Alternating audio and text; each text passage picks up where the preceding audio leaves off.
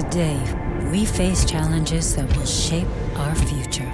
Challenges we cannot ignore. Climate change threatens our resilience with rising seas and violent storms. Economic inequality grows as geopolitical tensions evolve. The rise of AI brings new possibilities and challenges, transforming our connected lives. But what if we could help shape our future? Building lasting impact not as spectators, but as active creators. Imagine the masterpiece we could craft together. Every change, every initiative, every breakthrough begins with us. Imagine the impact of thousands of people from all around the world, diverse and united, working hand in hand, sketching the blueprint for a better tomorrow. Imagine a future where our collective creativity shapes sustainable cities, where clean energy powers our lives, and where our environment thrives. A future in which our innovations, our clients, our work tackle society's greatest challenges, reducing carbon footprints, eliminating economic disparity, and building resilient communities. But real impact only multiplies when we collaborate. Every action has the potential to propel us forward, creating real, lasting change. Only together can we navigate the accelerating changes in technology, consumer expectations, and societal shifts. We've come a long way, and now the future we dream of is being built today. Together, with every stroke of our collective creativity, every idea and every action. This is our moment to lead, innovate, and reshape. Let's not just imagine this future. Let's create it for our people and our society.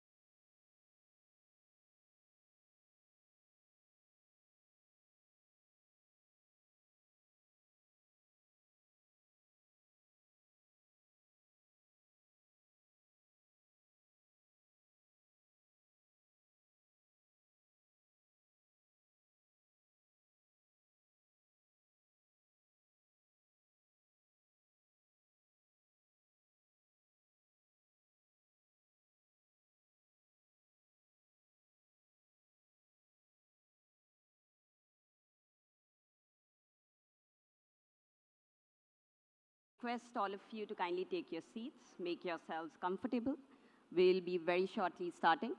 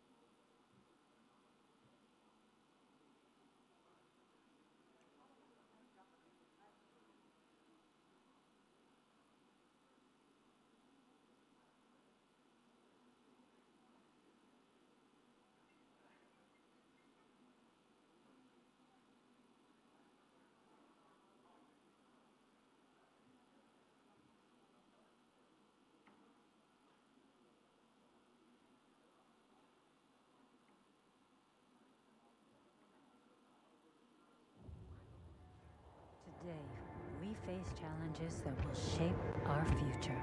Challenges we cannot ignore. Climate change threatens our resilience with rising seas and violent storms.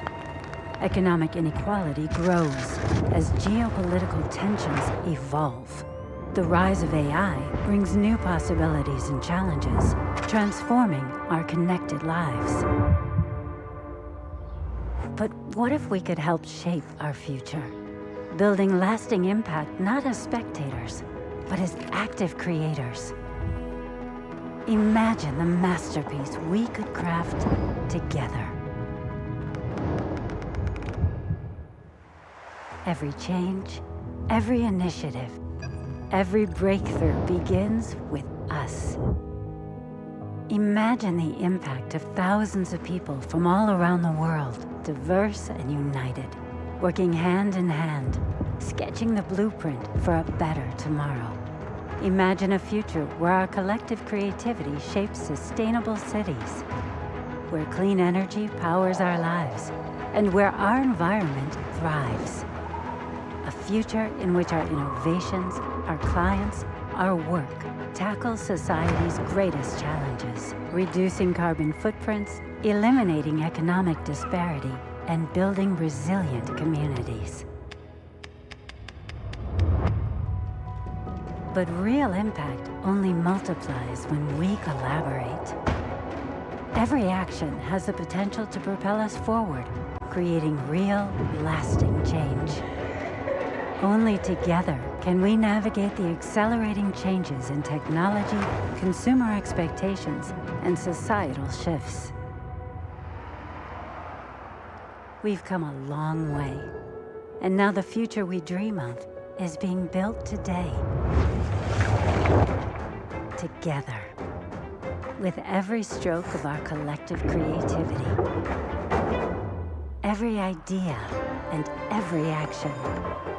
This is our moment to lead, innovate, and reshape. Let's not just imagine this future. Let's create it for our people and our society.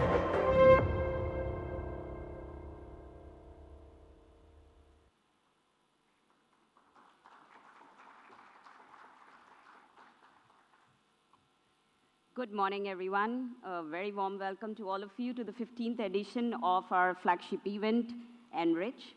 I am your co-host for the day. My name is Nidhi Kansal, and I'm slightly an odd choice for a co-host, though. So I'm a tax partner, and I have more than 20 years of experience in advising my clients on tax and regulatory matters.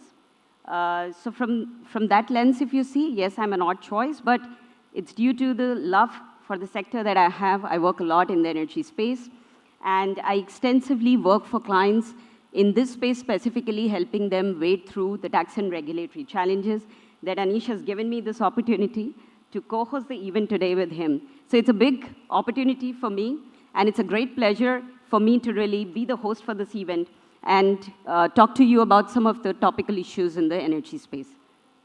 ENRich, over to you. You're not a wrong choice, I can assure you that. I've seen your passion over the years, which makes us very confident that your clients are in the right hands. Good morning, everyone. Good morning. Yes, the room is going to fill up. It's Delhi traffic on a busy day in the Diwali season, and we are seeing the effects of that as things take time to build up. But we are set for a pretty good day. You have a very, very busy agenda. I've heard comments from many of you that this looks really, really interesting. A lot of the things which you saw in the video, is some things which we're going to talk about through the day.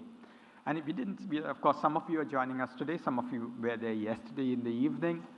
We've been talking about things which are really, really important in our times. It's not just about AI and energy, which is a broader theme for this event, but everything which leads up to it has become critical. Sustainability has become very, very critical. Human rights has become critical. All kinds of material use, geopolitics has become critical. So in that context, how do we navigate that space, and how do we use some of these new technology levers like AI to the benefit of the planet is what we are focused on. And that's exactly what we're going to talk about. Of course, we're not going to talk just about the benefits. We're going to talk about the risks. But we definitely will focus on how to make some of these new muscles that we have work for us. So just as a layout of the day, we are going to have a series of keynotes in the morning, the first session. And then as we go forward, we have panels. The first panel, after the first session is going to be focusing on making the 3x renewable energy and 2x energy efficiency, which was a commitment of countries, work. How do we make that work? And also, how do we use some of the levers, as I mentioned, to come to bear? We go into the issues of people. And through this discussion, you're going to hear more and more about people. And then when you go into those, you'll talk about how artificial intelligence is making a difference, how it can empower or disempower, and that's the debate we are going to have. Eventually going on to see what it means for our customers. The energy sector, unfortunately, has not been very customer-friendly, but today the power is in the hands of the customers. So how do we align and make sure that we are serving our customers right? That's something which we're going to talk about. We're going to talk about the future of technology. The CTO for Microsoft in South Asia and India, she's going to be talking to us about the AI, high-performance computing, and quantum technologies coming together and how it can deliver a better future for us. And finally, in the last panel of the day, we have the advisor to the Prime Minister, Mr. Tarun Kapoor, coming along with others, including Mr. Gurdeep Singh, who's the Chairman and Managing Director of NTPC, Dr. Ajay Mathur, who's the Director General of International Solar Alliance, and Dr. Pallavi Jain Govil, who's the Director General of the Directorate General of Hydrocarbons, but more importantly, a very, very clear thinker on some of these issues.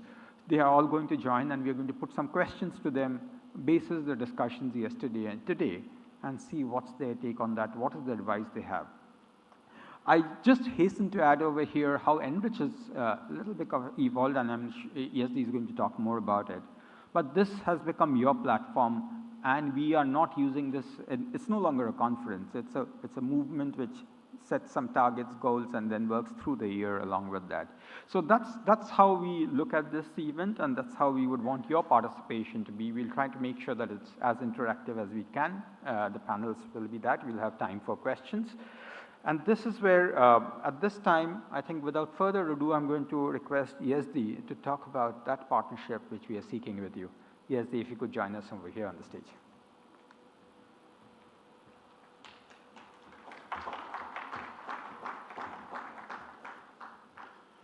Ladies and gentlemen, good morning. The good part about following ENRich is that all I have to say is I echo everything he said.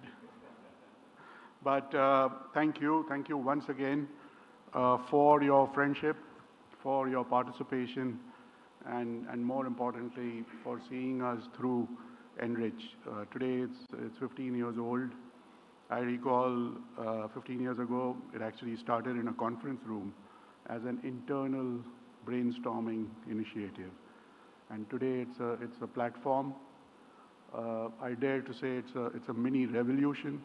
It probably will get there, given all the challenges and the dynamic scenario that we have in the environment and specifically in this sector today. We also have fair amount of turbulence. We have accelerating climate change, and we have an increasing demand for energy security. And all of those uncertainties also lead to opportunities. And the players who are forward-looking, the players who embrace policies, who are part of the policymakers, they are the ones who will benefit the most. And when I say players, I mean nations and I mean regions at the same time. We already have ambitious global targets, and those global targets are triple the renewable energy capacity and double the efficiency by 2030. We already are on the brink of 2025. It's not going to be simple. This is ambitious, this is bold, and that's exactly what we need today in this sector. Let me reflect a bit on KPMG's energy, the CEO outlook, the carve out of that, and a couple of highlights there. 69% of CEOs are today expecting a return from AI within 3 to 5 years. And that's on the back of more than 75% also being very confident on the growth of the global economy, more than 80% being confident of their own industry, own company growth. But more importantly, it's also on the back of the investments that are going into AI. And we've got a huge amount of investments. And that's resulting in a positive outlook where people actually are expecting now a return from that investment. Earlier this year, we launched ENRich Labs. ENRich Labs is an offshoot of ENRich. It meets more often. It's also a platform that has a deeper engagement across the leaders. And finally, it feeds into ENRich, the parent itself. This year's theme is all about AI. It's AI in energy. And you will see throughout the day, every discussion that we have goes back to AI. And from AI goes into productivity. From AI, it goes into renewables. It goes into efficiency. It goes into skilling, upskilling, unlearning, learning, all of those aspects. So AI is turning into an integral component, not only for business and governments, but also for our sector. If we recap yesterday, we had Honorable Minister Puri, who gave us his thoughts on the transformative growth within India's energy sector and the nation's strategic highlights. I had the pleasure of interacting with Ronnie Screwvala, and we had a different emphasis on innovation and startups, both of which are super integral to this sector for us. Today, we will have the Honorable Minister Pradhanji, the Minister of Education. Unfortunately, he had to travel to Australia, but we'll have him virtually talk to us and the elements of education in the scheme of things. So before concluding, I'd like to thank my colleague partner Anish for the last 15 years and the next 15 years. Well, thank you very much, and I look forward to interacting with each of you today. Thank you.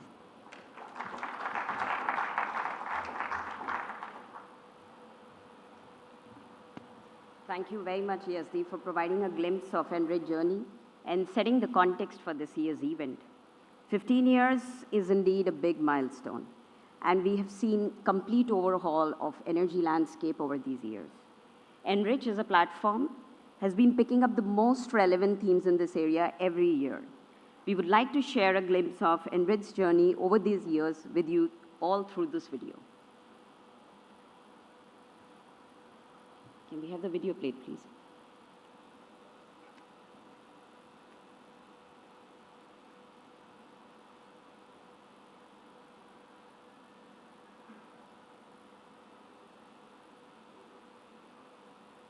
Over the past 15 years, ENRich has evolved into a beacon of innovation and collaboration, addressing some of the most pressing challenges of our time. Oh, it's fantastic! From its humble beginnings in 2009, ENRich has grown exponentially, bringing together thought leaders, industry experts, regulators, and innovators. It may have begun with a vision to stay ahead of the learning curve, but today, it stands as a testament to catalyzing change as the world needs it.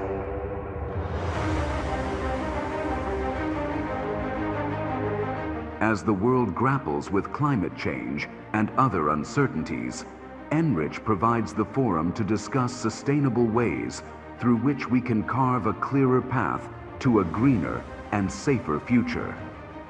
Welcome to ENRich. I think we are getting into a completely new ballgame where issues of security, affordability, and what follows are going to assume absolutely fascinating new shapes and challenges. Wielding innovation and digital transformation as essential strengths, ENRich has not only showcased cutting-edge technologies, but also facilitated co-creation of solutions with clients. It is this spirit of collaboration and passion to enable transformation that has been instrumental in recognizing and nurturing entrepreneurship. I'm happy to be part of this gathering for so many reasons. Last time when we met for ENRich, some of the stakeholders, they said that, this potent discussion, you just can't do it once a year. Subsequently, that led to the creation of this format called ENRich Labs, where we meet quarterly. Whether it is from financing clean energy or AI, we have progressed from annual meets to brainstorming frequently with key stakeholders through ENRich Labs. As we look to the future, ENRich will continue to be a catalyst for change where innovation meets opportunity, where we dive conversations and actions that shape the world. Welcome to ENRich 2024, as we connect to innovate, collaborate, and transform.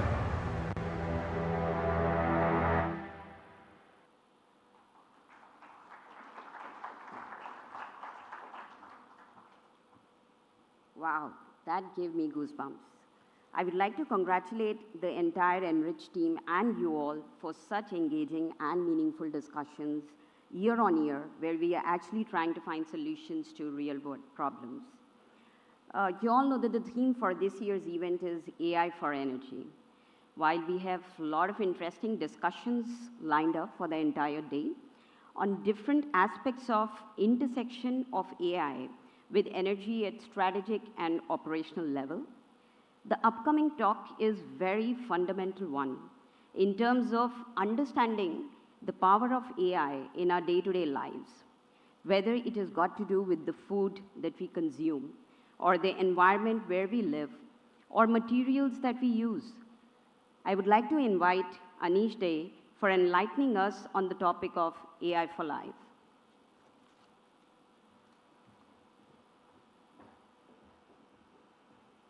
Thank you, Nidhi. As I start, I just can't but observe whether ESD was enhancing my retirement age. But we'll park that for the moment and come to this theme of AI for life.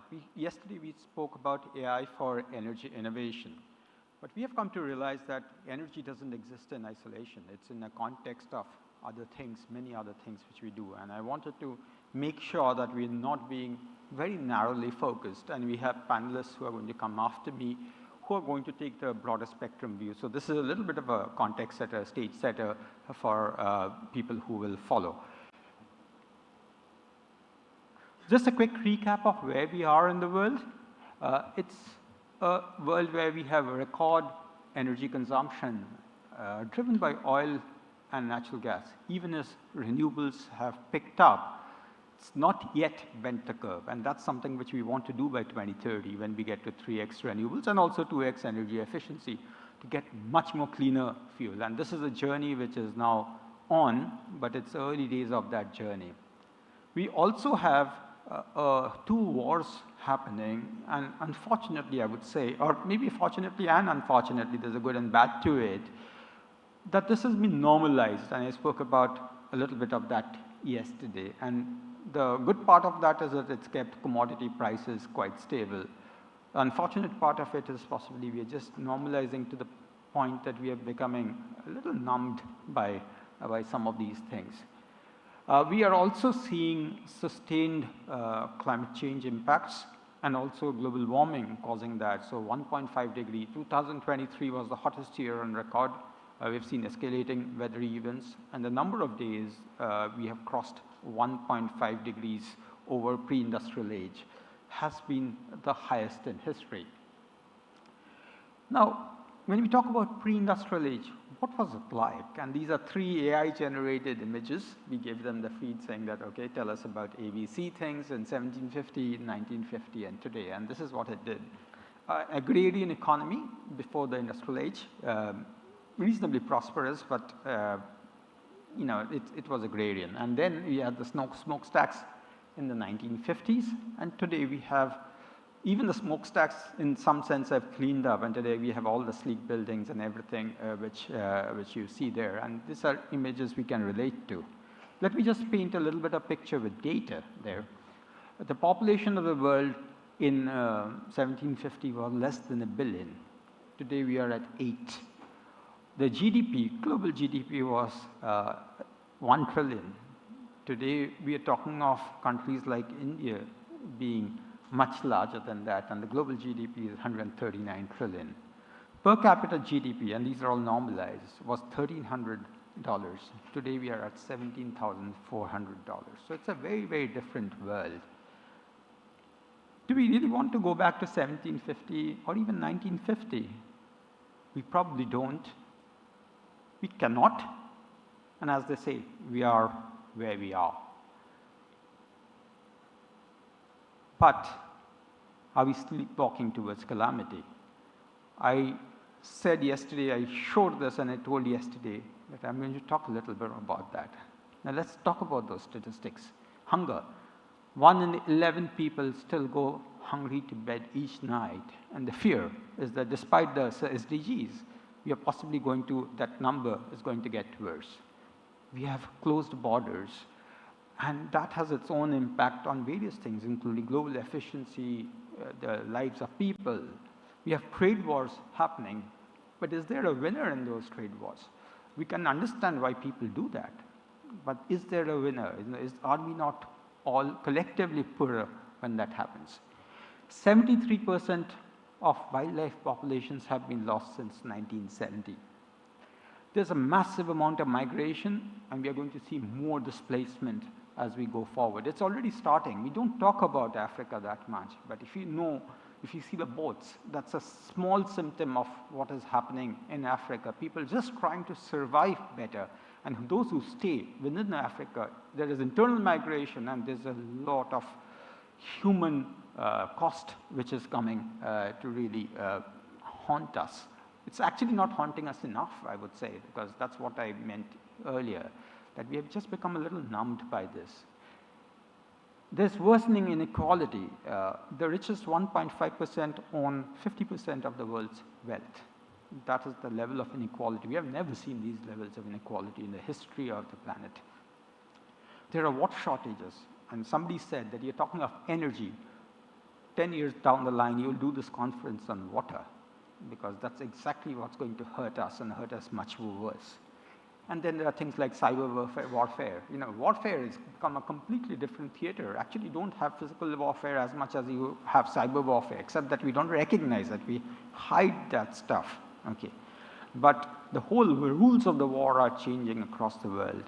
And in many ways, as Harari calls out, we may already be in the middle of the World War, and a third world war, and we do not know. He has written a book on this. You well know Harari, the Israeli historian, philosopher, whichever way you want to call it. During one of the breaks, we are going to play one of his videos where he talks about it. So you can, once we finish the session, we won't consume time today. But he gives some very interesting statistics there. He says that early in this 21st century, the first part of the 21st century, we were spending only 7% of our global GDP on defense.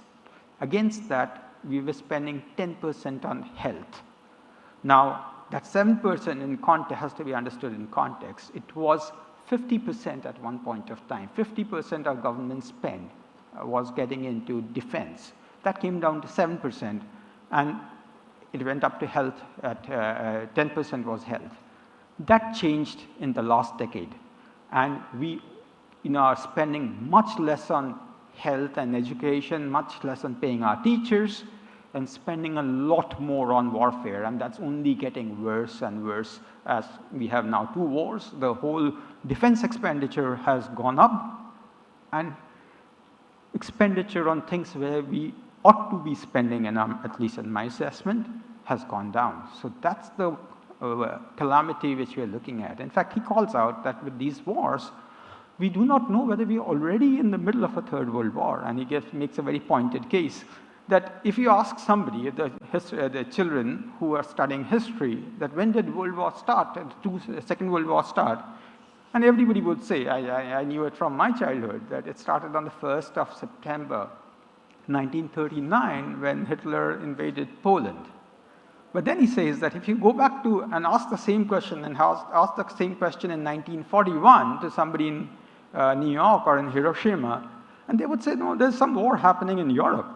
Okay, but they wouldn't have coined the world war. So given what we are seeing, we may already be in the middle of a world war and we are not recognizing it, or it might be at a tipping point and we are not recognizing it. Maybe we'll call it something else. But this biggest war is on climate and sustainability. So apart from the physical wars, this is a war we need to fight. We can't go back where we started from, but we do need to fix what we have created. And the reality is that we didn't have the tools to do that.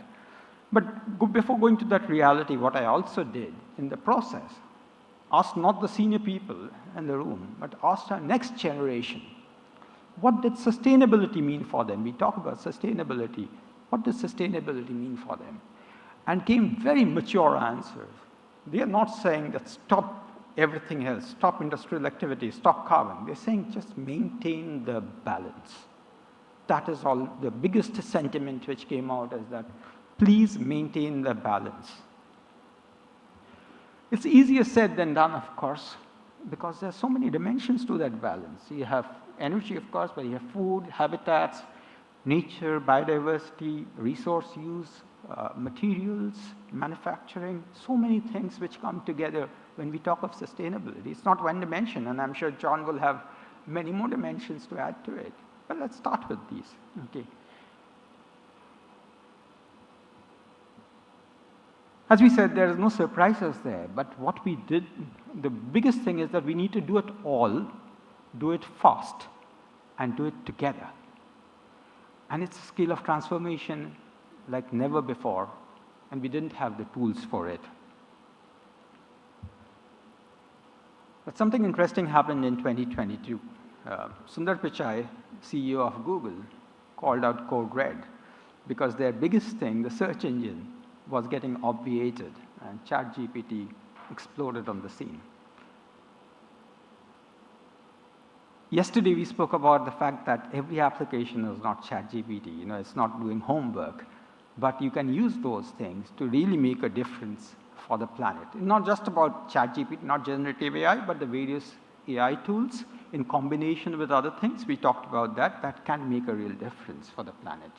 So let me just paint some pictures about how modern AI, I call it modern AI here, is making food production sustainable. And across the world, you are seeing more and more examples, some say in Haryana, where some of you would have come from Gurgaon, I live there.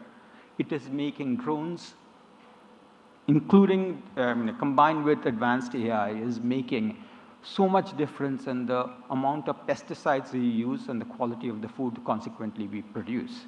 Similarly, in Netherlands, where you're getting greenhouses, getting much better and much more efficient in terms of energy, water, everything.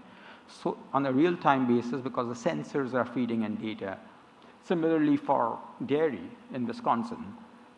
It goes on, many examples there. How is it helping biodiversity? In many ways, protecting the Amazon rainforest, helping in the coral reefs which are in grave danger, thwarting poachers in Africa, creating climate-resilient habitats. Yes, we talked about Miami yesterday. It is helping there. You did not see the loss of life which we would have seen otherwise had it not been for these tools helping protect people. Similarly, for protecting Australia from wildfires, and Jonathan, you're sitting here, you will be relating to that how it is changing. We are working in the US, in California, with Pacific Gas and Electric, using AI in making themselves much more secure. The wildfires have not gone down, but people are now much more advanced, warned in advance. We are much better in the response and in protection.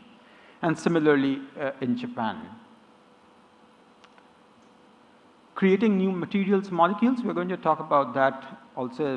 I'm sure Dr. Srivatsa is going to talk about it from Microsoft, but the nature of plastics which we can create in the future, those molecules, are very different from the previous molecules.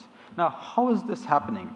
You can have so many combinations when you create molecules, right? In some cases, 20,000 combinations. Do we need to make 20,000 combinations and test them in the lab? We don't. We can actually use modern AI to reduce them to 20 and test those 20 in the lab. That's the kind of differences happening in various kinds of molecules, in textiles, in solar cells.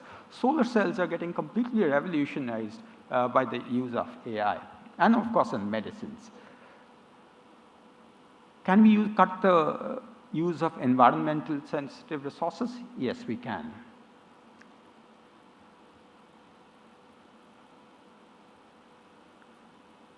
It just becomes all about balance. How do we use that balance in AI, balance the energy consumption of AI, but make it work for us, make it easy, because it has to work for the last worker on the ground. We discussed it yesterday.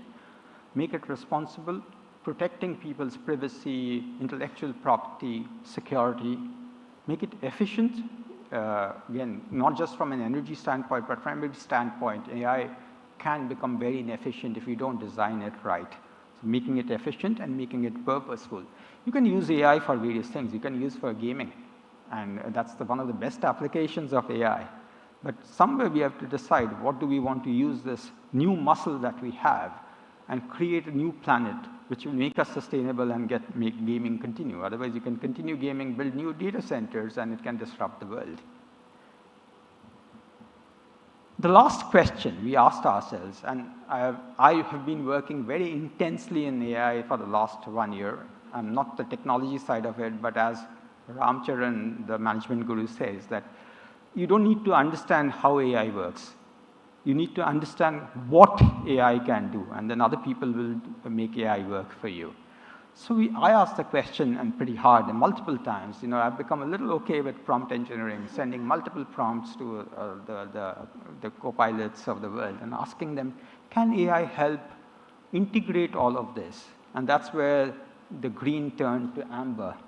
It is unable to pull together everything. Multiple times I asked that question, and I was giving banal answers, things which you could like copy-paste, schoolboy answers over there. So that's where it comes back. AI can help us. AI can be a power of good for us. It can bring efficiency. But finally, when we have to solve complex problems, the human is the vehicle for that. We have to use all of human ingenuity in making sure that we have a sustainable planet. And this is what ENRich is about, bringing all of us together to make sure that we work for a planet which is sustainable, which is future ready. Thank you.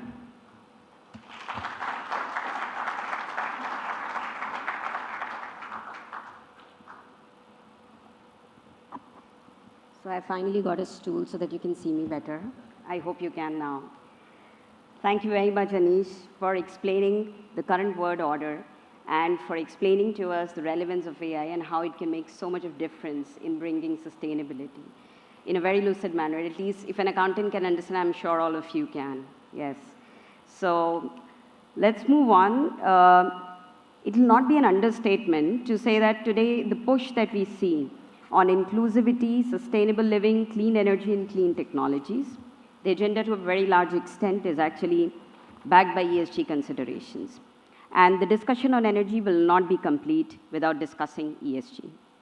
I have pleasure of inviting our next distinguished speaker for the day, John McCullough-Lisi, to share his perspective on the evolving world of ESG and the criticality of energy transition and India's role in this journey.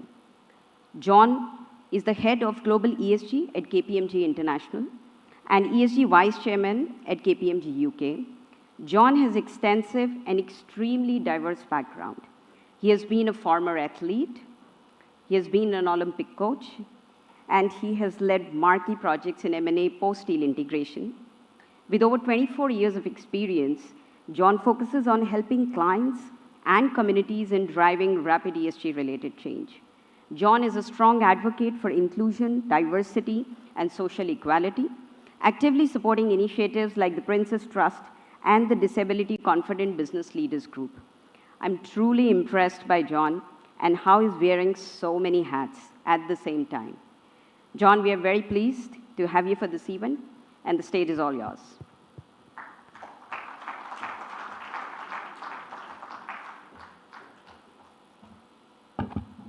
Thank you for that warm welcome. Thank you. And thank you also for not making the stairs too high for me to go up. So it's an homage, it's an absolute honor and a privilege, I would say, to be here to address such an audience of esteemed guests, but specifically in a country, in a place of India that I believe has critical, historic, but also future importance to the just transition of low-carbon economy. And I'll unpack that a little bit more in a second. So I'm responsible for ESG at KPMG, as you've just heard. I'm responsible for delivering our ESG services across the 143 markets in which we operate in, but also across all sectors. And I was asked a question just yesterday, which I thought the question was incredibly important, so I'll repeat it here. So, you know, John, given the fact that you look after all these sectors, is ENR important to you? Is ENR important to KPMG? So I want to start right from the start and address that. And let me say up front, yes, it is, absolutely. ENR is fundamental. It is fundamental to the functioning of modern society and the global economy, from making, powering, growing things, to enabling transportation, to keeping us cool or keeping us warm. It is critical to so much of what we do. Historically, it's had positively contributed to poverty alleviation and global transformation in the past, and it will be critical, absolutely critical, to shaping, building, and delivering the future for us all. Now, of course, extracting the materials and the minerals that we need to power renewable energy, that itself needs energy. And when we are just beginning to understand, and I'm so pleased now that we're focused on AI and the intersection of AI and energy, we're just beginning to understand the huge power demands associated with living in a digital, IoT-connected, and AI-driven future. But as I've just indicated, there are many, many challenges that we need to navigate. First of all, we need to agree in who pays. ensuring adequate funding and investment, including for developing countries, for clean energy projects and new technologies. We need to align.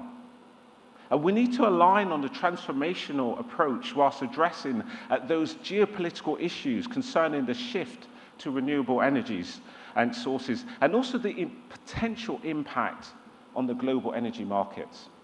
And we need to identify answers to so many questions, questions I know that you're starting to delve into and unpack right now, considering energy storage, grid reliability, and the integration of intermittent renewable sources like solar and wind.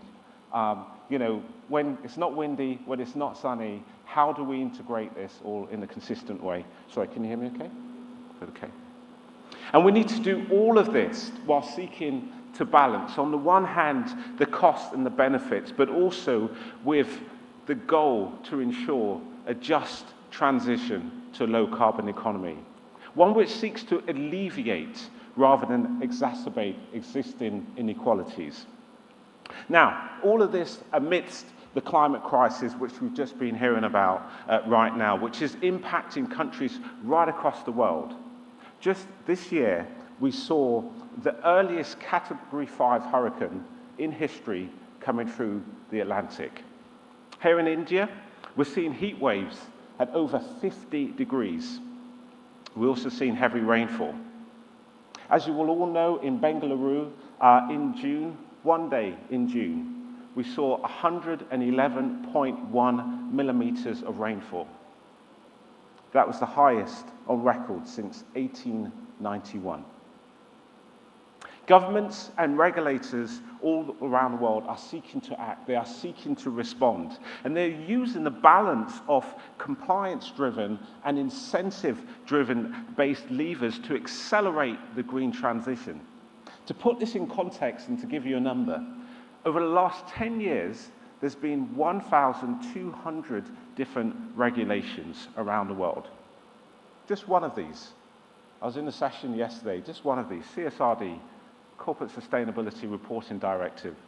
That requires over 1,000 data points to be gathered by businesses to gather, to analyze and report on. And there are hundreds more at a regional and a national level. Many of our clients are struggling to understand, to stay up to date and respond to all of these requirements.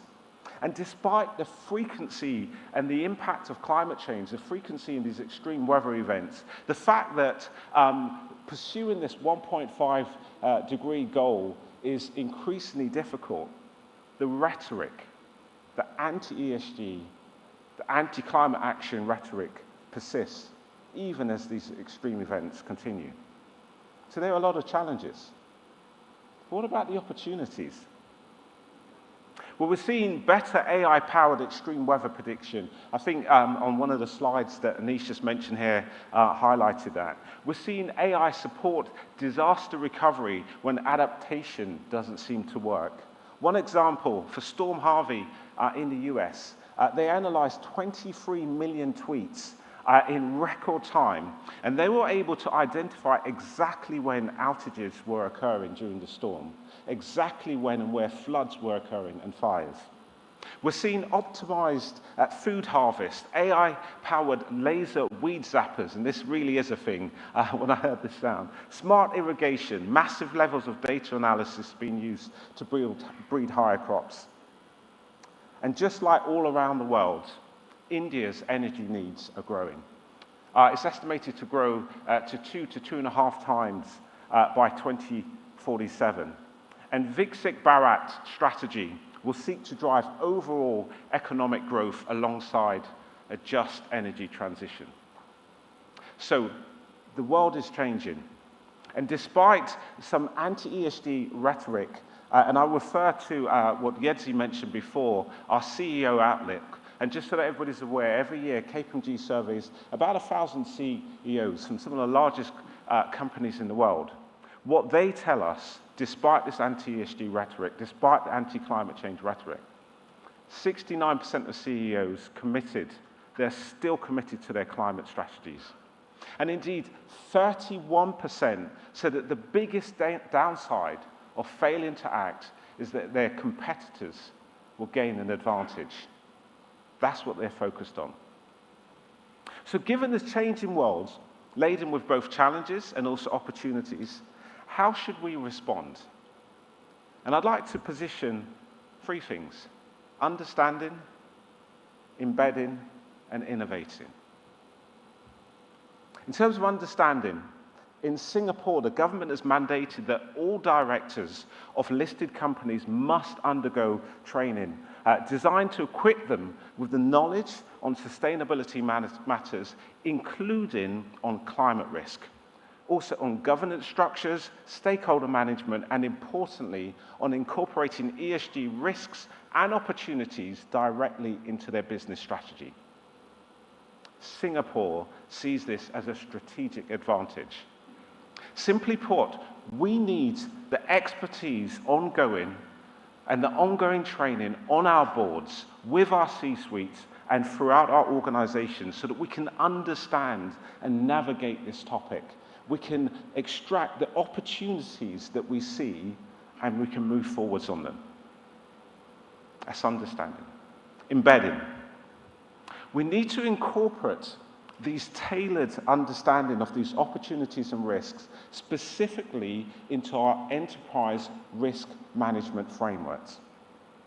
We need to therefore have adequate board oversight and distributed accountabilities throughout our organizations, specifically, and I know this is controversial, specifically linked to remuneration. We must do that. The time to act is now. This transformational change is too big, it's too complex, and it's too important to allow small and often underfunded or under-resourced parts of the business to drive this forwards alone. It must be a whole of business ownership. And the third point is innovating. Just yesterday, Yedzi interviewed Ronnie Skurala, and I'd not heard from Ronnie before. I thought it was a fascinating discussion. One of the things he said, and I wrote it down, he said, one of the biggest enemies of innovation is excessive funding. I love that quote, and I fully agree. Relative to the US, China's AI strategy is limited. It's limited by the lack of access to advanced US chips. This is due to the trade barriers we're seeing. This, in turn, is limiting China's compute power. But it's also limited due to censorship of data and information. So just to put this in context, if you look at GPT-4, GPT-4 is currently being trained with about 1 trillion parameters. And if you compare this to DeepSeek AI, a China product, that is currently being trained with 25 billion parameters. You see the difference. China is currently more incentivized to produce AI services built on smaller LLMs instead of training them on the whole internet. What's the result? The result is that they're actually building products which are cheaper to create and also cheaper to run. That is the power of innovation. The world is changing. We all need to innovate, and we all need to inspire an innovation-driven renewal. And India is well suited to rise to the occasion. Why? It's the fastest growing economy of the G20. India has a rich history and culture which is steeped in innovation. Researching ahead of this, the list is endless. From innovations in financial services, medicines, mathematics, technology, including microwave transitions, agriculture, construction, civil engineering, and more, this all points to the fact that the spirit of innovation is deep within this culture. And with the 104 million, the highest number of entrepreneurs globally, and by way of reference, China has 64 million. I don't want this to be competitive, but I thought I'd just mention that. 104 million. India itself is a nation of innovation and adaptation. So I'd like to thank you, ENRich, and your team for organising this wonderful event. I'd like to thank you all for kindly listening to me. And I'd like to end by encouraging us all to rise to the occasion, inspired by the spirit of innovation. The spirit of innovation that India has delivered so many times in the past, and the endless sea of possibilities that we see in the future as we all seek to drive transformational change and enrich the world together. Thank you.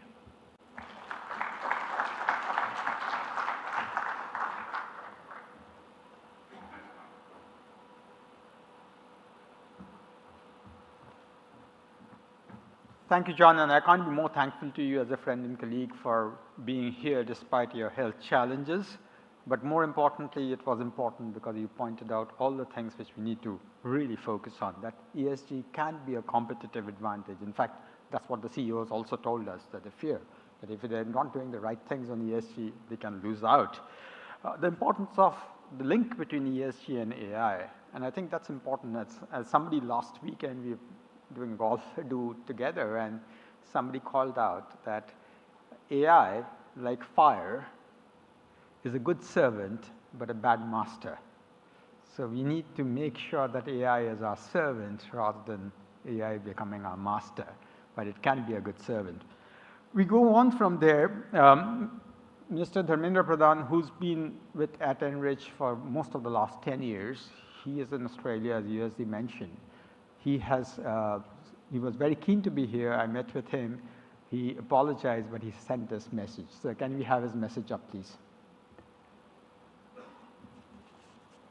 Namaskar, Mr. Yazdi Nagpurwala, CEO KPMG India, my dear friend Anish De, my colleagues from industry, academia and esteemed guests. I am delighted to extend my address at ENRich 2024, KPMG's flagship annual energy conclave. This is the 15th edition of this event.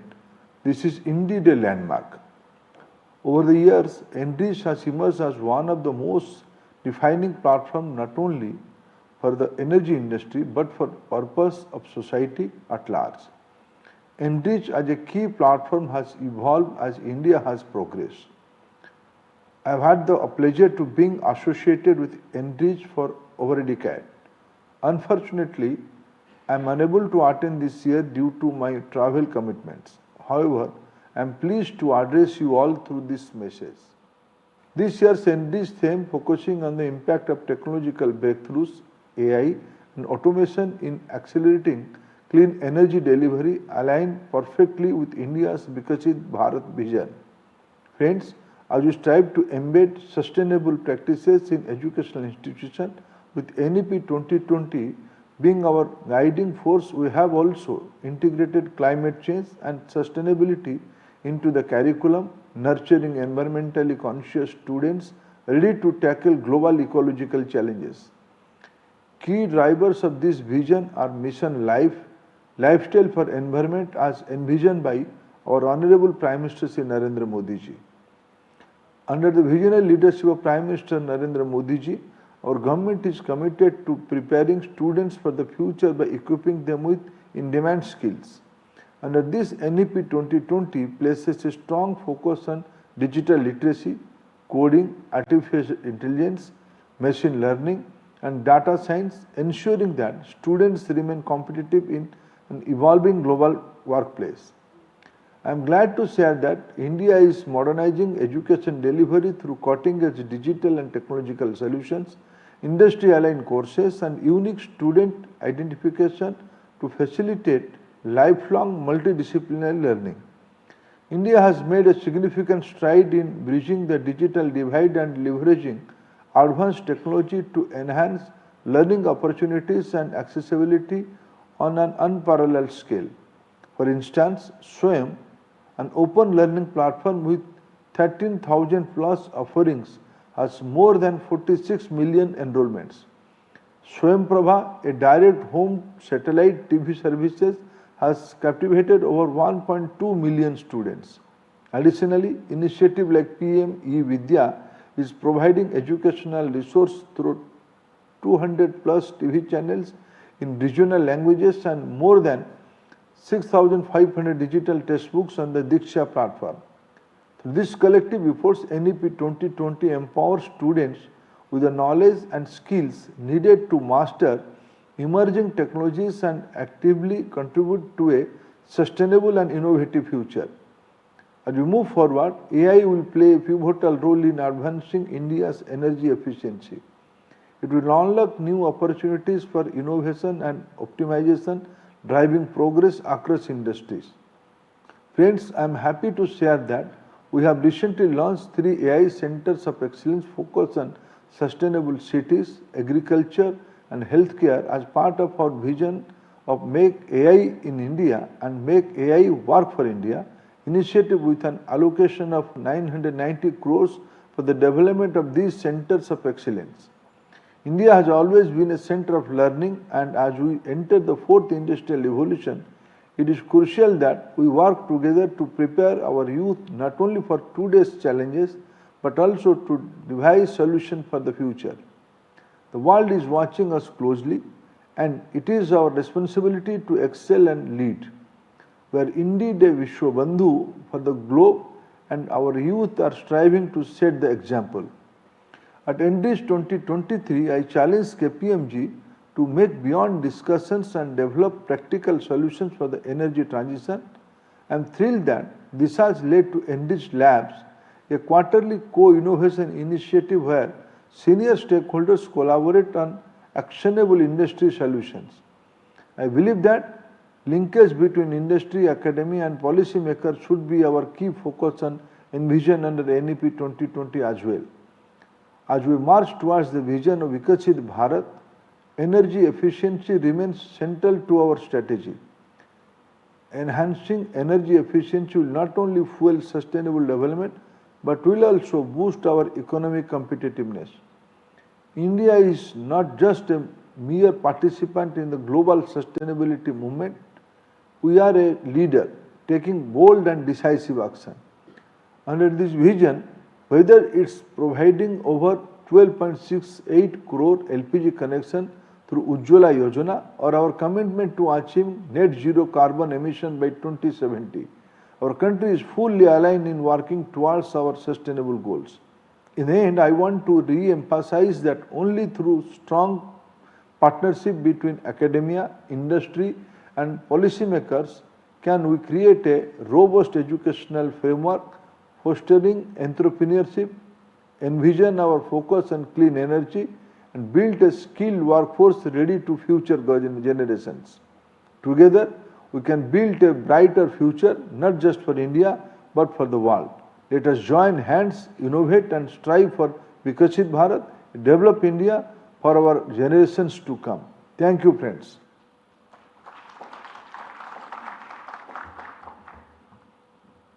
It was an inspiring message, and when I met him, I might as well give away one other thing.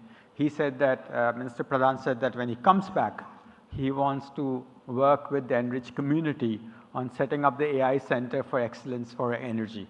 So, and he said, I can also say this, he said that pick any institution in the country, we are willing to work, make that happen. We go on to our next speaker, chairman of HDFC Bank, chairperson of HDFC Bank, who's also been a force of change in energy in his role as Director General of DGH earlier. And he continued that through various initiatives in his subsequent roles in the Finance Ministry as Secretary. Mr. Atanu Chakravarti is, apart from everything else, of course, he's been a mentor and a friend, dear friend. So I'm going to request him, and he, last week when we were speaking, he was mentioning about institutions, the role of institutions, and I requested him to focus his talk on AI, energy, and role of institutions. He accepted that request, and I'm pleased to welcome you, sir.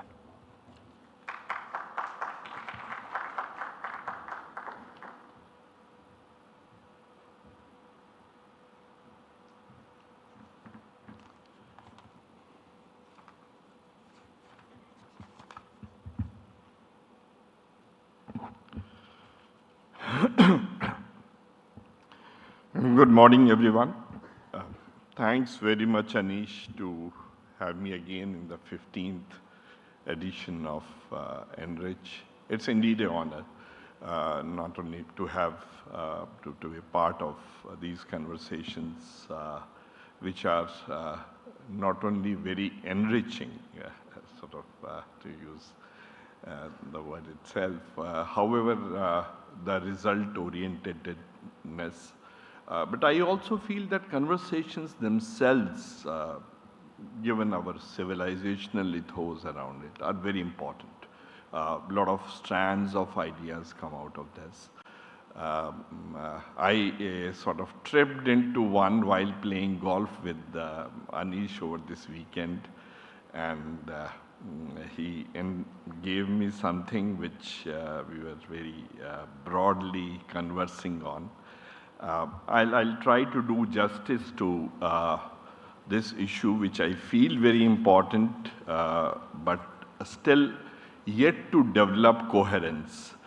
So kindly do excuse me if at the end of the talk you find it very incoherent, because they are three very, very intermingled strands, but one has to sort of really work through it. I'll try to do justice to it. But again, thanks, Anish. I'm really honored to KPMG for having me here in the first place to be with all of you. The subject being energy, AI, and role of institutions. In my comments, I would try to sketch interplay between these three areas, namely role of institution in shaping our economy and societies in these changing times. I will have to go a little bit further back in time to really understand that better. Change in the nature of energy sector, which all of you know very well, so I'm not going to dwell too much on this, and how AI can help in the challenges emerging from usage of this. This session, in the sense this entire edition of ENRich being around AI, I guess as the future progresses, you will have many more sessions around AI, but they will be more domain-centric. AI has been till now very much AI-centric, building of models, testing them, and so on and so forth. As every new, like steam engine developed, it was about how the boiler really worked. Later on, we forgot that boiler really existed. That's how AI is till it really seeps into our lives. Friends, I'll sort of take some time. Each of these issues can be discussed at length. However, I'll start with institutions. And I was very intrigued to see when the Nobel Prize for Economics were declared, and Darren Acemoglu and his co-authors won the prize for Why Nations Fail. And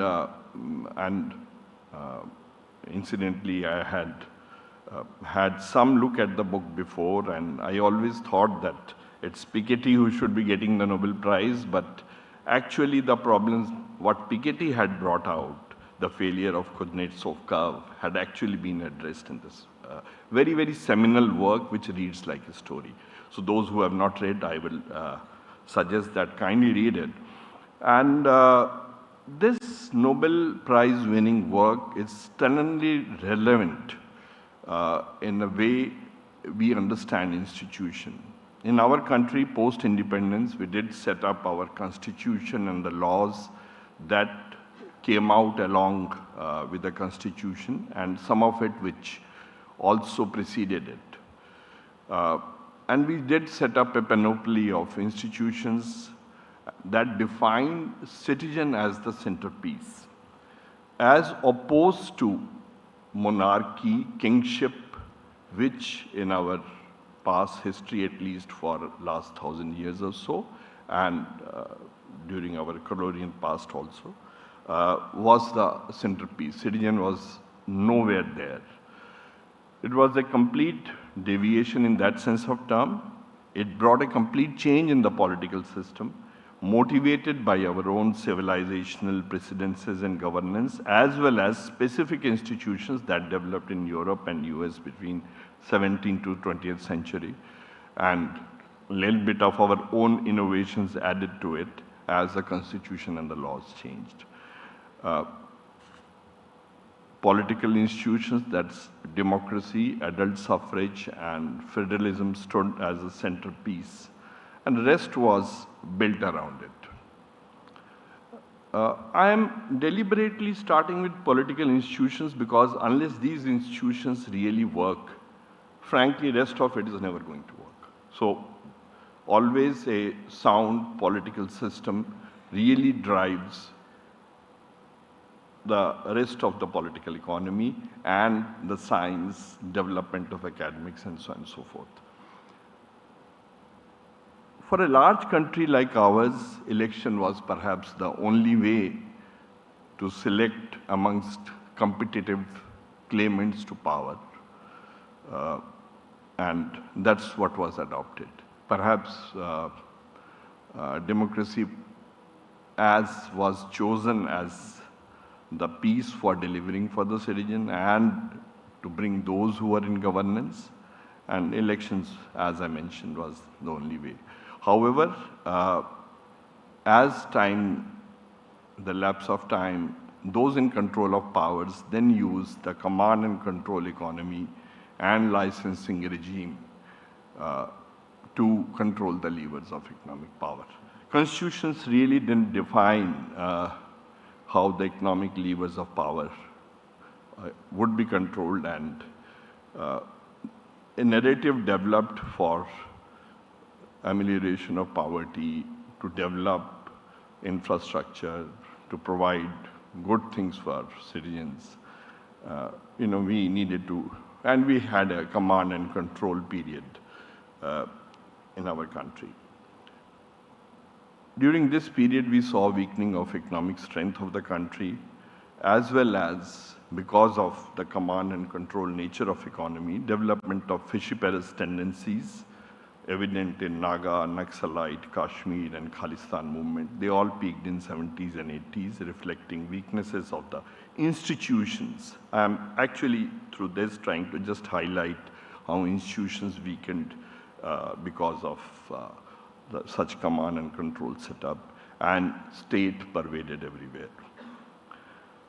Friends, those who know about India and know about how our economy was in such a shape that the gold had to be shipped out in 1990 would know how the kind of problems that were faced in 70s, late 70s, 80s, and 90s, early 90s. And very interestingly, two major events happened, and they really have an impact on how the institutions develop.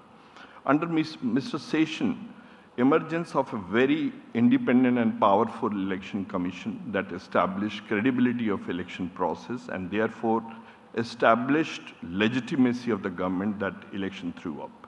That continues till date, and I will be very proud to say that as an institution, perhaps there's nothing comparable to what Election Commission of India is capable of doing for 1.4 billion strong people of India, perhaps biggest democracy, very noisy democracy, but the election process which brings the competing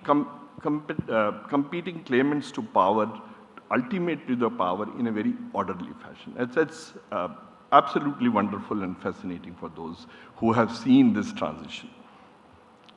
Secondly, very important was that economic reforms that removed the instrumentality of command and control and, in a sense, democratized the spread of economic power also emerged from 1991.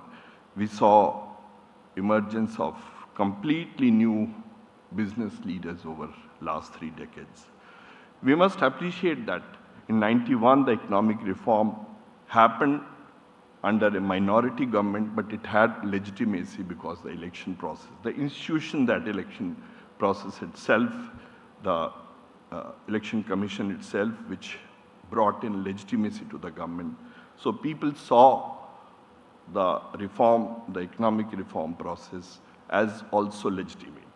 extremely important in any political setup and actually set the stage for the country while going forward towards a very faster economic development. We must appreciate that, but the legitimacy of the free, on the economic front, this brought in capital market reform, that brought in economic power into the hands of crores of shareholders, as well as flow of capital into the country. Capitalization of Indian market is now 4th largest in the world and growing. We always fear that there would be somewhere a crash, but just doesn't happen. Powerful regulators have been created in every sector, though they were part of the sovereign, but their function is to sustain market design for a particular sector created through law and then also prevent market failure. And we have lots of them in energy sector. I'll come to that subsequently. Idea was to prevent concentration of economic power that could destabilize a democratic system.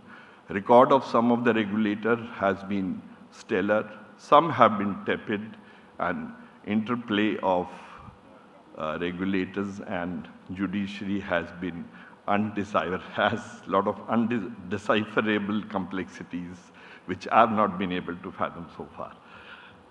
However, capture of regulator and subsequent, and there's a lot of literature on that, and subsequent concentration of economy also continued along with and remains a worry. Here data, lots of data is thrown onto the regulator, but since they were not able to handle it, they got captured. They were gamed, as the popular parlance goes. And that led to concentration. And here AI comes in, because the entire interplay is around data. I'll again allude to it subsequently.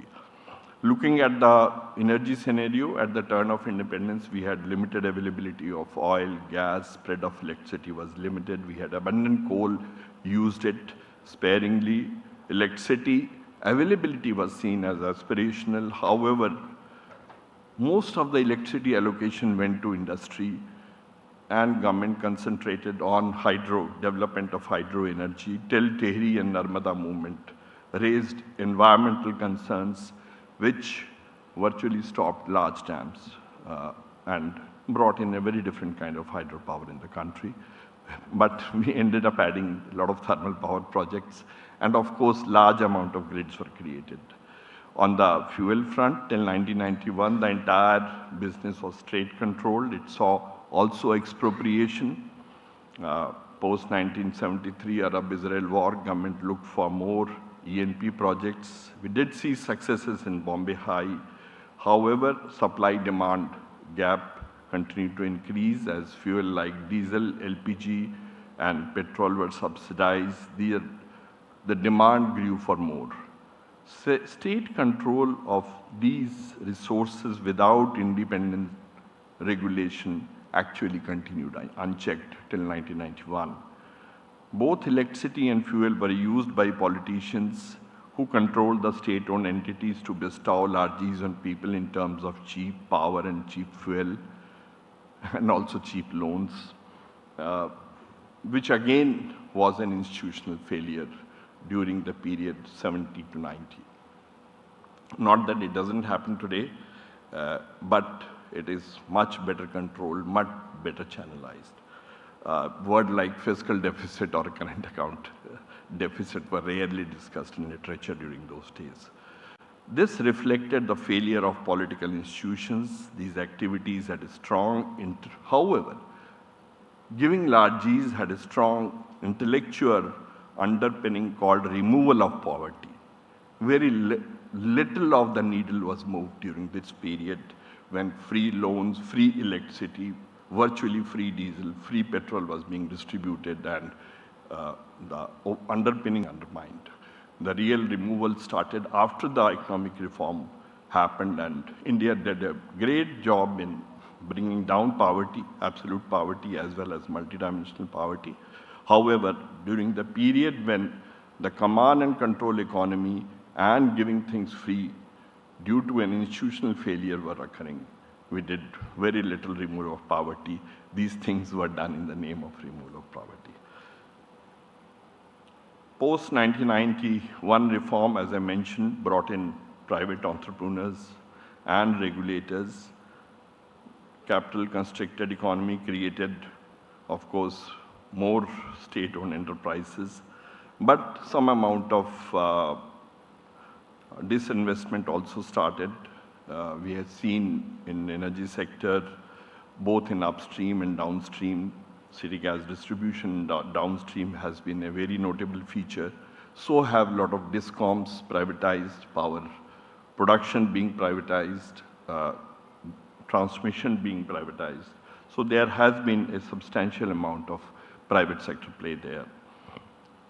New regulators had been brought in both upstream and downstream. However, regulators, and it might sound a little bit controversial, but I must say it with underline, that have been kept underpowered. Unlike in financial sector where RBI, the monetary policy maker, remains extremely powerful and is able to handle inflation rather well for the country. I'll give a case in point. We see in case of Director General Hydrocarbon or in the case of ERCs where their powers are rather limited and they are not able to handle the market design as efficiently as they would have because of pressure from both the private sector as well as public sector monopolies.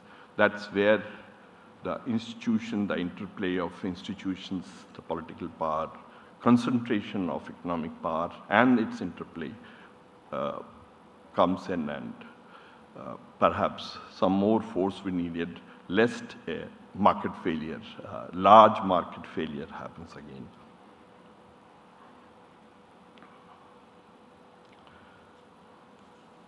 This has obviously led to low capacity creation. Electricity available of electric power is today even far less than we'd like to have, though much, much improved than what we saw in earlier days when in city like Calcutta, power was never there. And most of the countries saw, part of the country saw power failures over very elongated period of times. It's much better today on account of consistent reforms, regulator working despite their limited powers. I'll come to, I need not sort of dwell too much of AI in energy, but just to underline how it will have an interplay with institutions, development of energy. We have moved from, as I mentioned, from hydropower to thermal power, fossil fuel to, I was witness to how the solar power came in. However, for a country like ours, we'll see fossil fuel existing, some of coal existing as much as one doesn't like it. And thermal power comes in, and as battery and storage systems develop, perhaps we'll see reduction of these as one goes along, and choosing the most environmentally friendly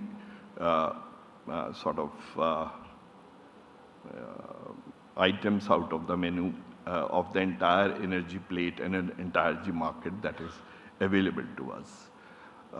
Here AI can be useful in enhancement of, I'll take up fossil fuel as an example, as I mentioned, enhancement of exploration and production by way of analysis of seismic and well data so that potential reserves can be determined more precisely, which will reduce cost and in drilling wells and also have fewer dry wells, which is environmentally far more positive.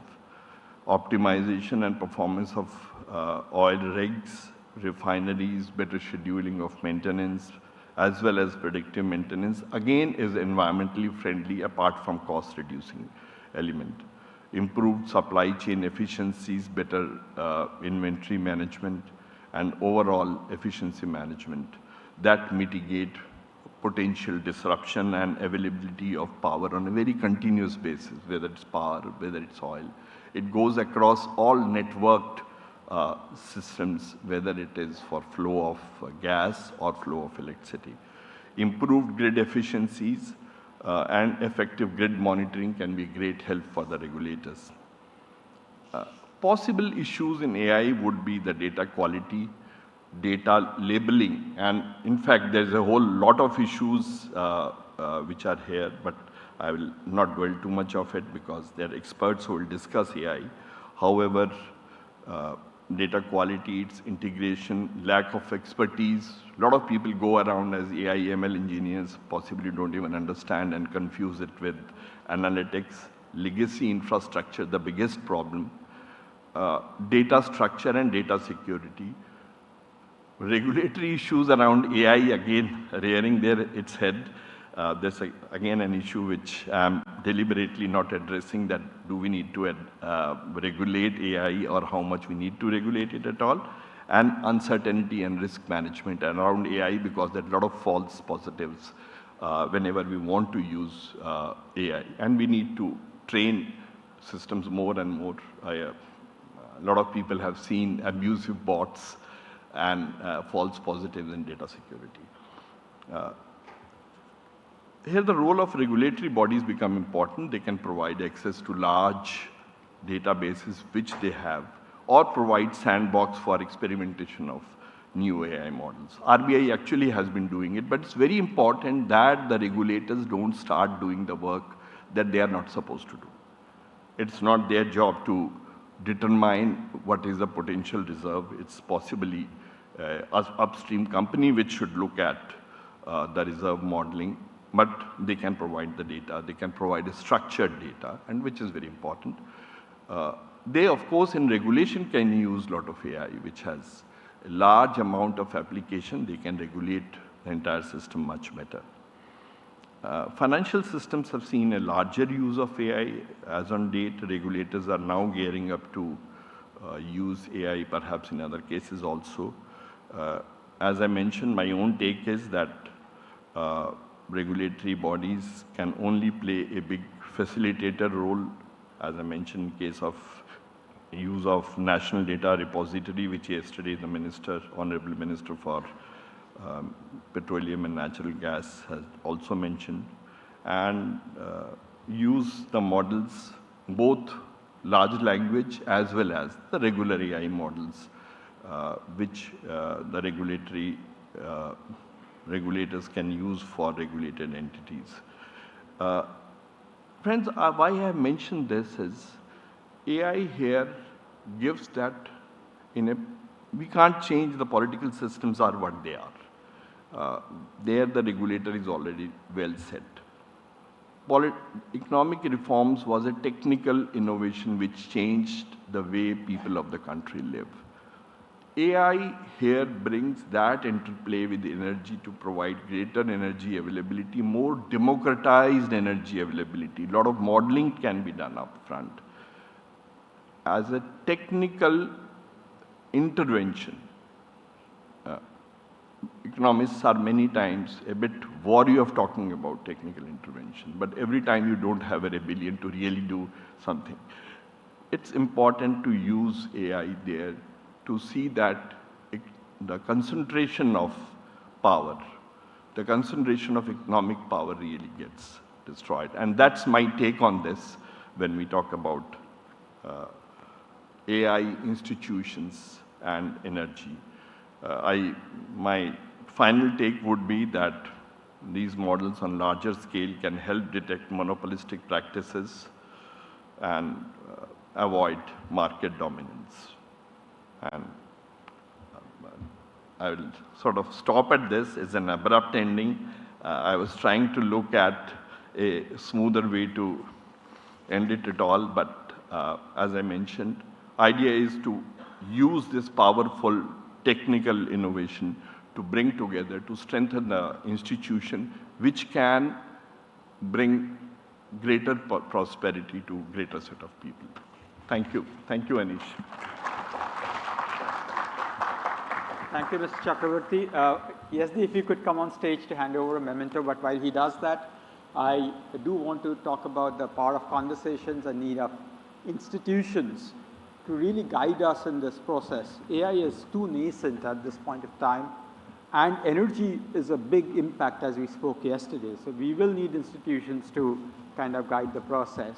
Yazdi, if you could just hand Mr. Chakraborty memento. We'll keep the conversations going.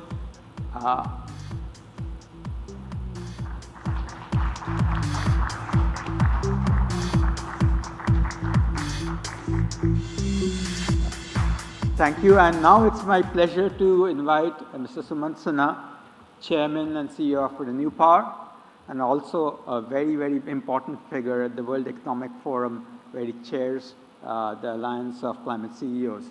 Sumant, we are keen for your address, if you could just address us.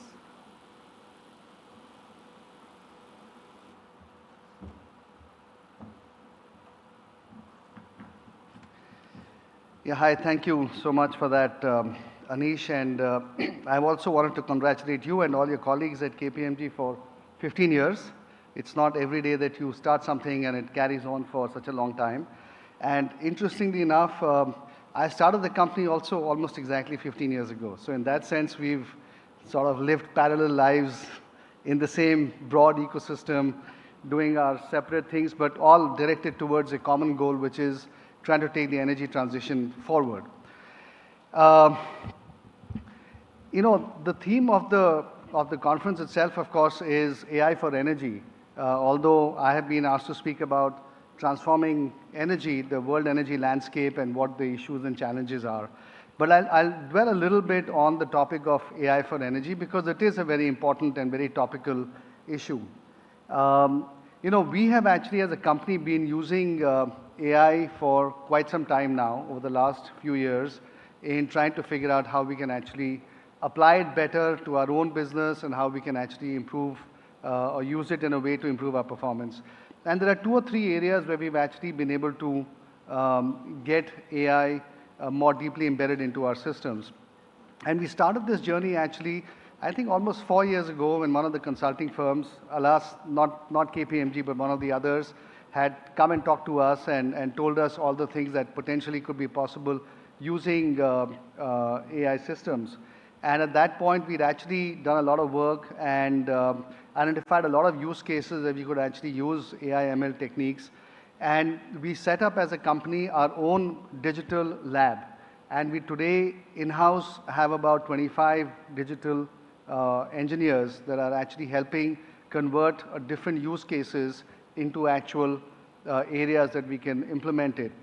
And we've actually been able to get significant benefit out of improving asset performance. And that's really in some ways the most important way in which so far we've been able to find the improvement of AI in our business. And just to give you a very simple example, you know, earlier we used to essentially do, you know, every turbine has a power curve. And the way you measure the power curve, which is essentially if the wind blows, how much should the turbine be generating in terms of actual power output. So how do you prove that? That the manufacturer actually warrants a certain performance, but how do you prove that the turbine is actually delivering that amount of power output? And the way we used to do it was, we used to actually hire a consulting firm, put up a met mast, measure the performance of the turbine over a 3-4 month period, and then the consultant would give us a number for the performance or the power curve of the turbine. And then we would have to extrapolate that one power curve for that one turbine over across the entire fleet. And basis that, then you know, there would be a settlement of performance with the OEM. Now, using now much more sort of advanced tools, we are now able to actually do these power curves virtually in a matter of a few hours. And that allows us to, and not just for just one turbine and then extrapolate, and keep in mind that every turbine is set up separately at the site, and every turbine therefore performs a little bit differently. Now we can actually do it for every single turbine in a matter of a few hours. And by doing that, what we discovered is that almost a third of our fleet was performing at more than 5 to 6% below the warranted power curve. And the reasons for the underperformance were quite different in every single turbine's case.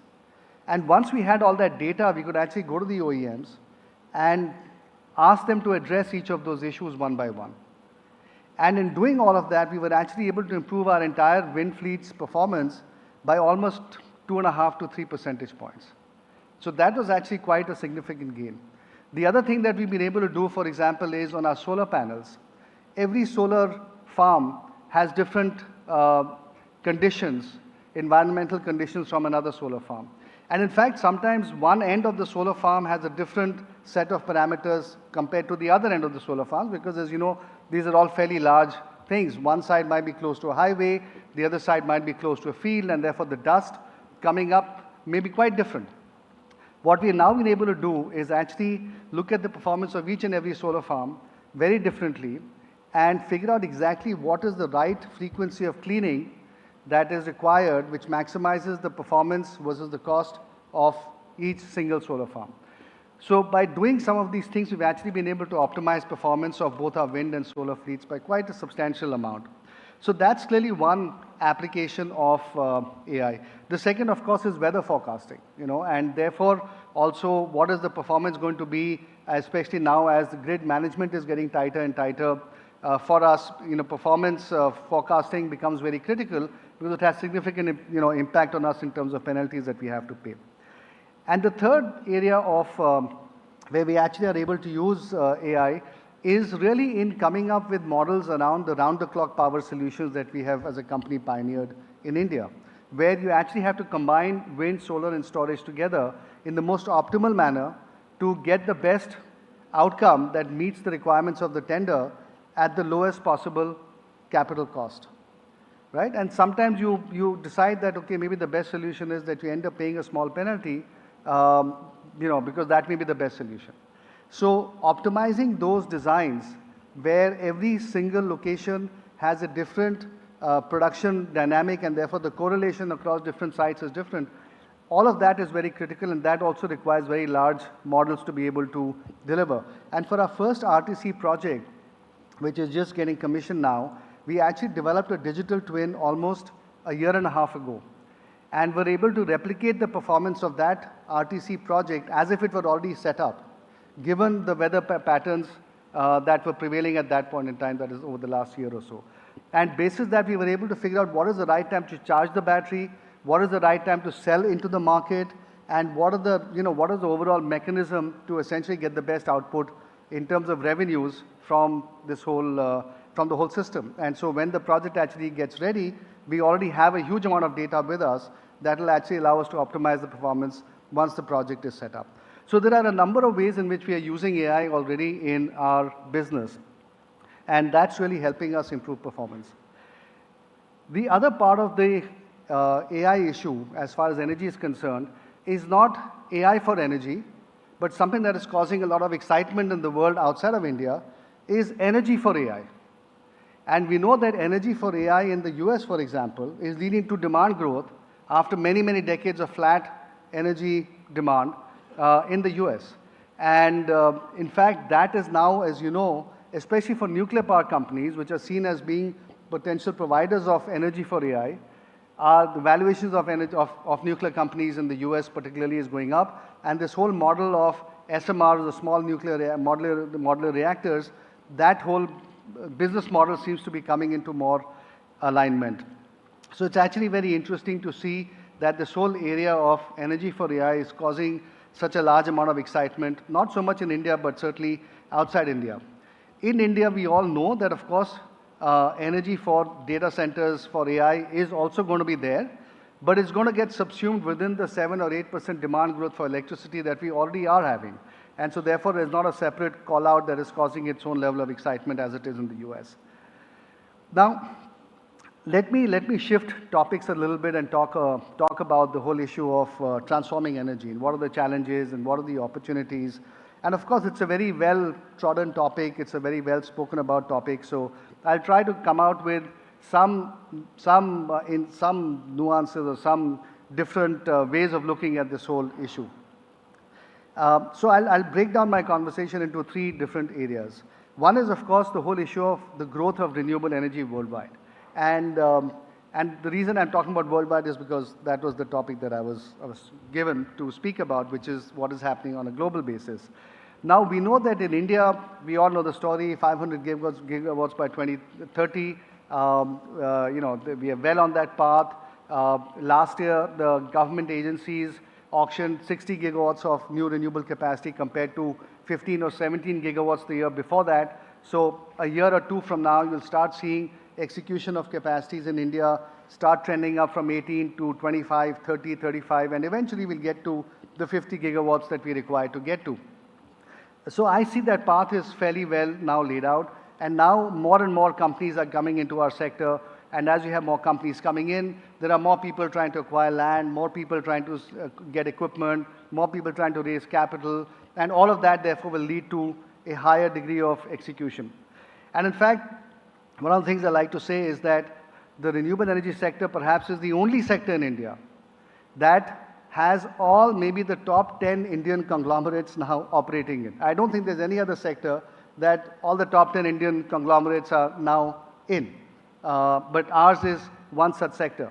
And part of the reason is that a lot of them actually have a lot of captive demand for power. And they're saying rather than buy it from somebody else, since we have extra capital and we know how to execute projects in India, we might as well do it ourselves. So we are seeing a lot of that beginning to happen. So as more and more of these people come in, you will see momentum building up and you'll see a lot more execution. It's not good obviously for us because there's more competition, but at the same time, it's not that this is a winner takes all kind of market or it's a zero-sum game kind of market. Here, you put up a project and you keep getting revenues for the next 25 years and the market is just going to keep expanding. And we all know that India's power demand growth of 7 to 8% a year means we need to add about 60 to 70 gigawatts of new renewable capacity just to meet that basic power demand growth. And even that 50 gigawatt target is not going to be sufficient, which is why the Indian government, as we all know, is now thinking of doing coal-based power projects. And now at this point, the ambition is to do about 12 to 15 gigawatts of new thermal capacity every year. And that's really because we are not able to expand renewables fast enough. So that's really the India situation. Of course, there are constraining factors around the grid, around land availability and all of those things, but those are all, I think, eventually going to get dealt with, and we are going to essentially get to a level that we need to get to. And I'll talk about the 2030, the beyond 2030 challenge, and that's, to be really honest, that's really where the game gets really interesting. Between now and 2030, we all know what is going to happen, but it's post 2030, for those of you who are going to be around, that it's going to be, the scale is going to totally change. And I'll talk about that in a second. Now, when we look at the US market is actually very constrained because of grid infrastructure. They just don't have it. And, we all know that there are 7 different distribution centers, transmission centers in the US, and there's not very good interconnect between them. So you can't generate power in the middle of the US and send it to the two coasts. It is just not possible. Now the question is, why can't they add more transmission capacity? And why is the reason is there is no real good, strong central planning body like there is in India to develop the transmission infrastructure. And all of these things have to happen at the local level. And at the local level, you have some blue states and you have some red states, and those, there's not good sort of talking between them happening. And as a result of that, my sense is that the US is going to be constrained on transmission infrastructure, and that will prevent the growth of that market as it needs to. And as far as the European Union is concerned, I think their demand really has not been growing. Of course, we know that they have to now do replacement of the coal-fired and the nuclear plants, and maybe at some point the gas-based plants with renewables. But again, permitting and so on is moving very slowly. So at some level, when you look at what's happening in the Western world, it's not giving you a great sense of optimism that they are moving fast enough. And the thing I find interesting is that we get a lot of people coming in from the Western world telling us, why is India not moving faster? Actually, the question is, we should be asking them, why are you guys not moving faster?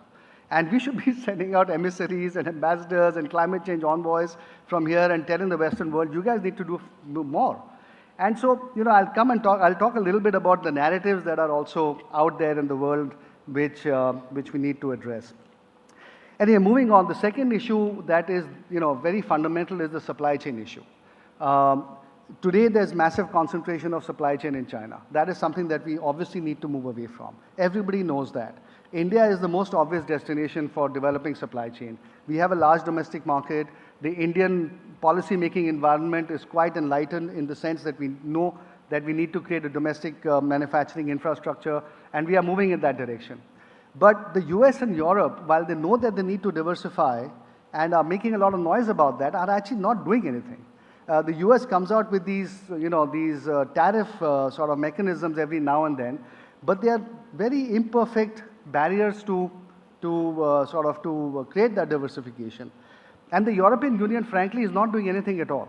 And they are the ones who've been most hard hit by concentration issues in energy in the past. And so it's actually quite puzzling for me when I talk to all these policymakers, both in Europe and the US, as to why they're not coming out with fairly clear policies like India has come out. India has basically said we don't want to import any modules from outside India. And eventually we don't want to import any cells from outside India. And that gives people like us very clear policy direction, and we know that we can now go ahead and invest. But that is not happening in the Western world. So it's very strange to me to see that big gap between what they are saying and what they're actually doing. And there's not enough happening on the policy front to really make large investments happen, nor are they saying that they want to procure more from India and at least set up India as a parallel supply chain sourcing hub. And that's something that the Indian government actually needs to take up with those countries and those blocks, trading blocks, that how can India become a much bigger exporter into those areas from here. The third area that is very significantly under talked about is energy efficiency.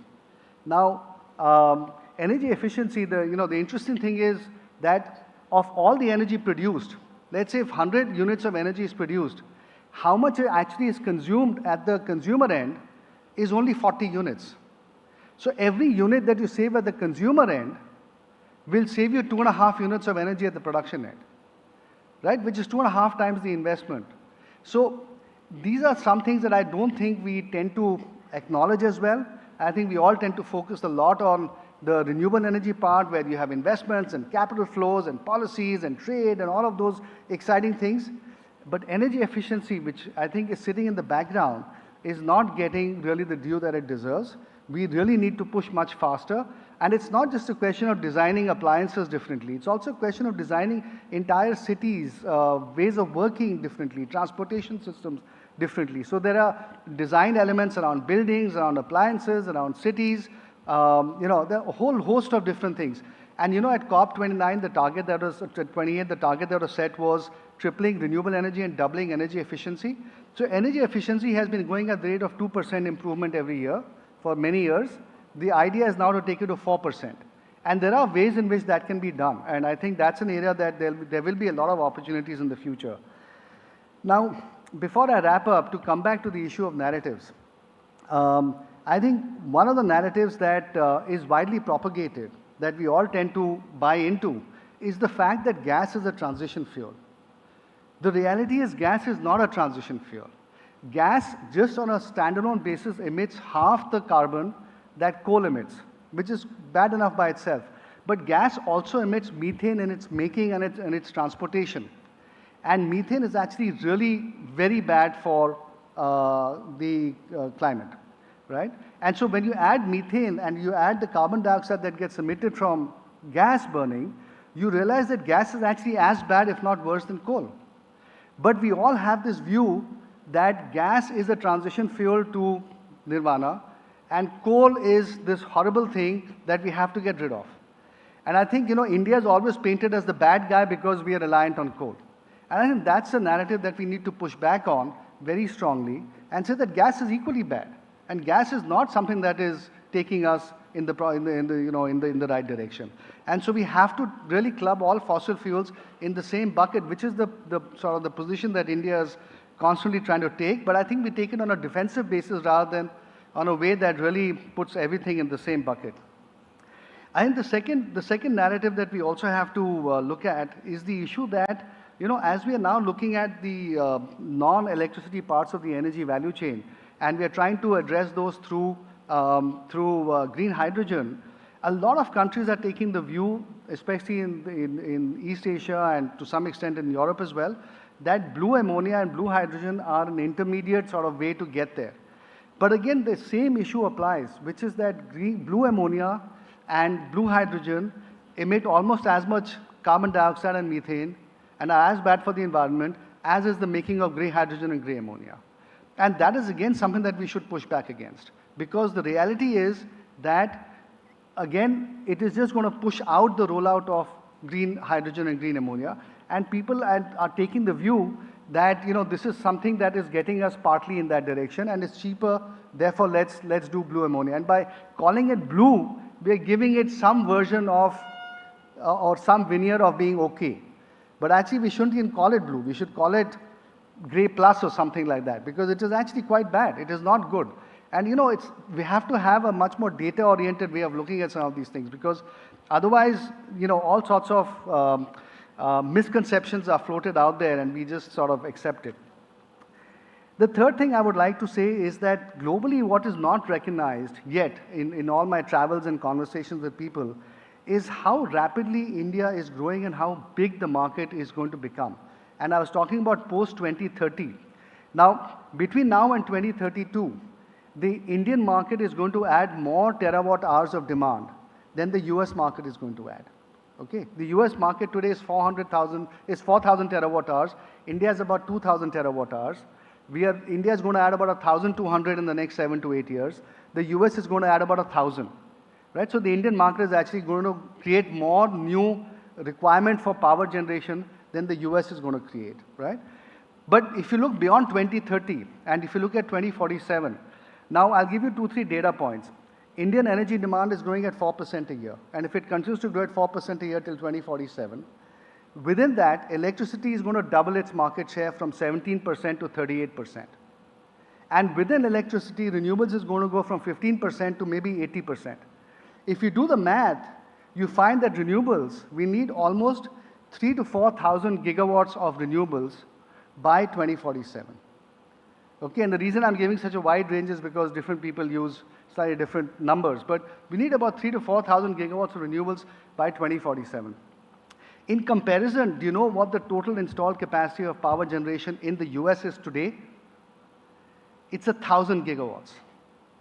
So we have to add in India 3 to 4 times of capacity in renewables compared to the entire power generating capacity in the US today. Okay, and this has to happen in the next 20 odd years. I don't think this is something that we understand or that the US or the Western world even understands. But this is the reality of the size and scale of the market that we're looking at. And that means that we need to start planning for the period of 2030 to 2047 now. And we need to think about it very differently. And this would be my submission to Indian policymakers, that we are so focused on the 2030 target, we are not really thinking as deeply about what is going to happen post that. And we need to start putting in place those elements now if we are going to hit 500 gigawatts, not by 2030, but then every 2 or 3 years after that. And that is going to be a really, really awesome challenge. So for me, the challenge really is not India hitting 2030, 500 gigawatts. It is how do we set up the ecosystem to start hitting 500 gigawatts every 2 or 3 years after that. Because that has never been done. I mean, maybe China is doing it, of course, but discounting China, it has never been done. And I think the amount of capital we'll require, the amount of equipment we'll require, the scale of the market, the scale of the industry, it's all going to be enormous. So it's something very exciting. It's something that I am looking forward to. I, of course, may not be as active then as I am right now, but some of you will be. And it's going to be exciting, and I really look forward to that. Anish, thank you so much for inviting me again.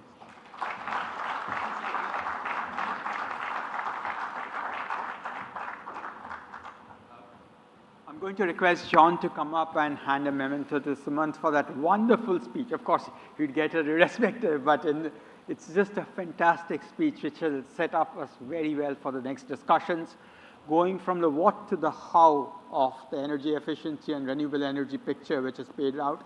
And it's not just about renewables, it's across the value chain in energy, because energy efficiency is not a renewable energy issue, it's a broader issue. So John, do hand it over to Sumant. It was really, really inspiring and a really stage setting. Quite provocative, which is also what we want here. Thank you again, Sumant. And with that, we are going to set the stage up. We are running a little behind. Delhi traffic started it in the morning, and then the good discussions have ensured that. So while the stage is set up, in 5 minutes, if you want to grab a cup of coffee or tea, you can get it back into the room. Don't be there, because we have a fantastic panel coming up, which my colleague Anvesha will be leading. So let the panels be set up, and if you could just come back in 5 minutes with a cup of tea.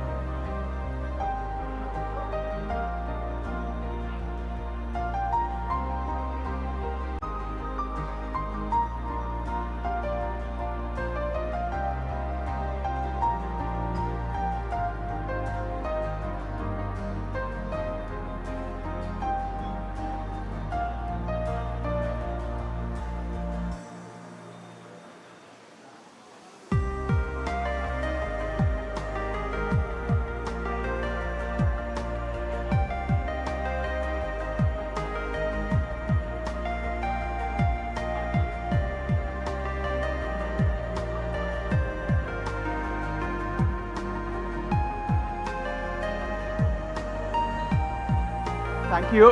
Since we are running a little late, I'm going to invite the panel for the next one. I know, Mr. Bakre, you have to leave, so we are going to get just a snippet from you and let you go after that. But Anvesha, please come over and take your panel through. We have a fascinating panel, so please settle down.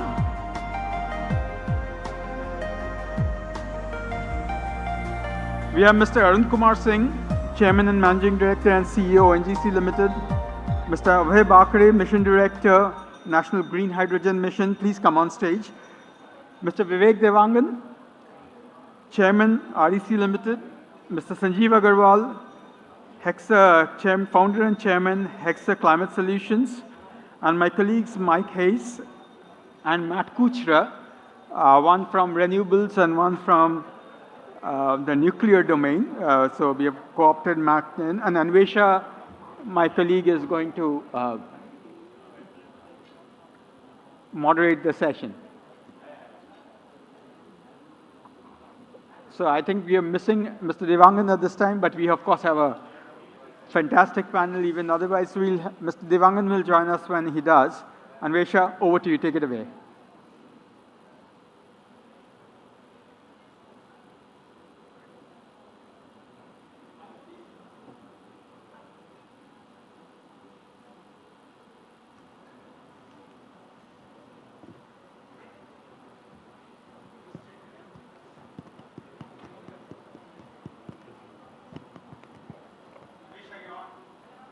Hello.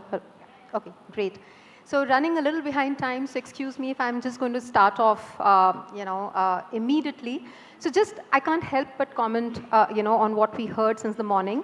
So the message is that we're doing very well, but we are not doing enough. And I just want to bring out one fact. When I was going through the Energy Institute's statistical review for the year, one startling fact, kind of hit out at me. I noticed that the fossil fuel contribution of India in the primary energy mix is exactly what it was in 1975, which is 88%. Not that we have not done wonders in renewable, we have, but we have not been able to keep pace with the absolute energy guzzling growth that India has seen.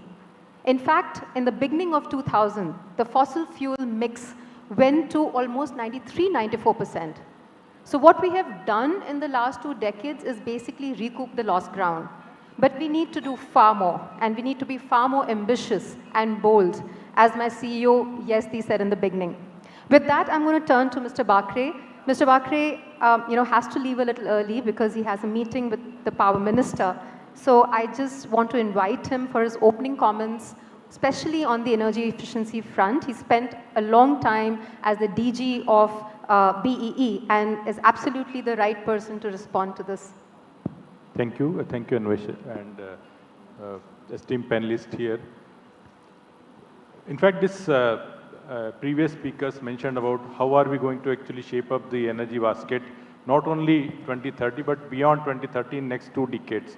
And that's true, we are going to have another 500 gigawatt almost every 4 to 5 years, and we are aiming for something around 5,000 gigawatt by 2047 or so. Apart from that, there will be enough requirement for rest of the sources. Of course, the coal is expected to come down maybe almost the same level what we have today, and oil and gas will also be a little bit more than what we have. Now, the role of energy efficiency, as we call it, first fuel. As most of the other countries have already built up their economy, they have established industries, they established a huge amount of building stock, both from commercial, etc. We have the opportunity now growing in a much systematic manner, in a more efficient manner. So the kind of building stock, if we take the first priority, we are going to add another almost the same building stock in next 10 years.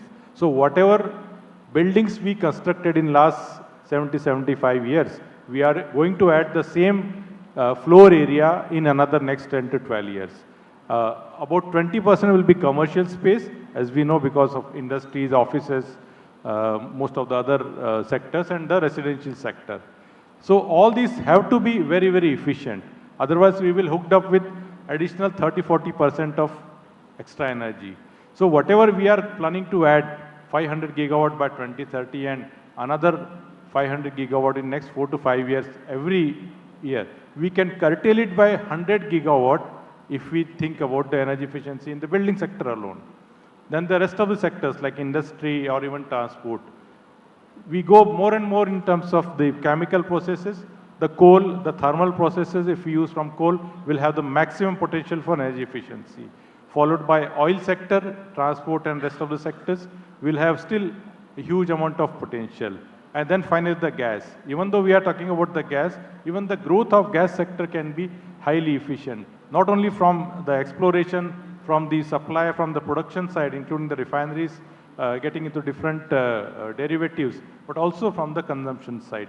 So energy efficiency itself has a clear first fuel role, the role of a first fuel, where we can curtail the demand up to 30%. And we can imagine we need to have less 30% pipelines, less 30% transmission grid, less 30% number of transformers, distribution cycle, everything. So we can imagine we can reduce almost 30 to 35% of infrastructure development in the energy distribution alone if we don't think of the energy efficiency. So that's the huge role. And finally, the last thing is about the green hydrogen, which I have just taken over the head of the mission.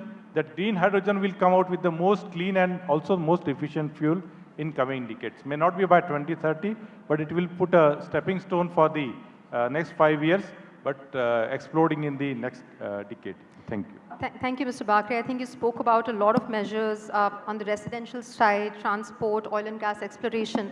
But if I were to pick the two biggest areas of impact, and we ask policymakers, industry to act upon it, what is really going to move the needle? And is there anything that you'd like to share from past experiences or global experiences in this regard? See, globally, India has been doing much better in terms of energy efficiency. Because as I mentioned, most of the other countries have picked up only few policies on energy efficiency. Somewhere like Singapore or in Germany, the buildings are efficient.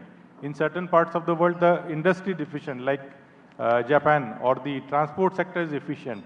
But as a whole, India has picked up a much faster strategy for energy efficiency. But building sector will continue to be the biggest addition for the energy demand in coming 2 decades.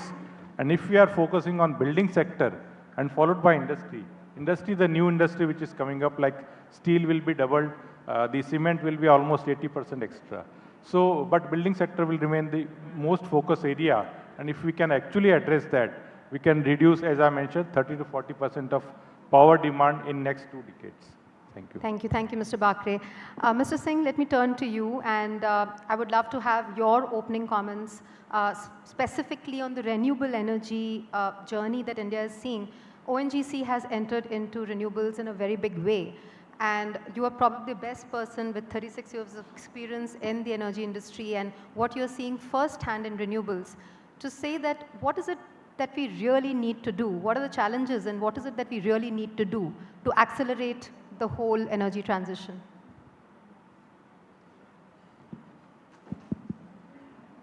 Thank you. And thank you all. Thank you, fellow panelists, and thank you, KPMG, for giving us the opportunity to share what we feel is appropriate. May not be, appropriateness is also a function of individual mindset. So 2, 3 big things that we need to do and focus now is solar is a proven thing that goes without. Now it is economical too, so it is here that we can do more and more, and that country is doing, in fact. But 2 areas where we need to really also focus on the infrastructure creation, particularly for grid issue and grid balancing. And also that, that how do we make it round the clock affair. This, fortunately, some efforts are going on, and I'm of the belief that directionally we are right, and speed-wise we may not be great, but definitely we are, we should be happy with whatever speed we have, but we have done really well. In fact, if you look at 4-5 years, you only said in the. So one is that infrastructure creation in terms of grid is something that we should look at very seriously now. Fortunately, India has a very strong grid, but still for the years to come, we have to work more and more to see that it is delivered. Second thing that we also ultimately for few 10 years, 15 years, it will be a game of what collectively we do for the betterment of humankind. So therefore, government role is very strong. Government role is very strong in terms of incentive, fiscal regime, all that, so that ultimately people will do only if it is if there is a return commensurate to it. Society and nation can take a longer view. Individuals and individual corporates they exist for shorter duration. In fact, Fortune 500 company at one point in time, if 10-15 years back, the average age was only 15-20 years to remain in Fortune 500. So naturally, companies will not take a very, up to a point they will take, but beyond that they won't take unless society and nation steps in, or for that matter, even global. So financial support for whatever is required for 10-15 years, collectively somehow society has to step in to make sure that this is either in form of some incentive or in the form of taxing someone, if it is something which is too much of problem. Third issue, which is also equally important, is technology. This was my favorite line, which I used to say, so I don't mind repeating it. Science changes every century or two century, but technology changes every day. So technology is something that will catch up. My firm belief is that technology will keep improving, and that should our more focus, as world is doing already, but technology focus should continue. Fourth thing, which also of course is renewable, doesn't belong to renewable in true sense, because renewable is today focusing on production only, is efficiency.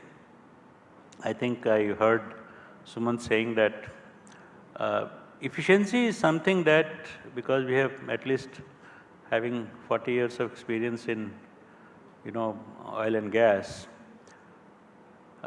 this is one area we can chase beautifully at all stages, including manufacturing. Because now, even if you have 4 plants in a plant, small plants in big plant, the only place where you gain a lot of money is efficiency improvement by optimization. Today, the need for over-fragmented world to become connected and integrated with the sole aim of bringing optimization. If you do optimization of even a small plant, if you run a big plant and you find that small plants just integrate their input and output through a software, and you will find that some kind of insight you will get that what I should reduce or what I should increase. Today, fortunately, most of the refineries are at the refinery level, they are integrated.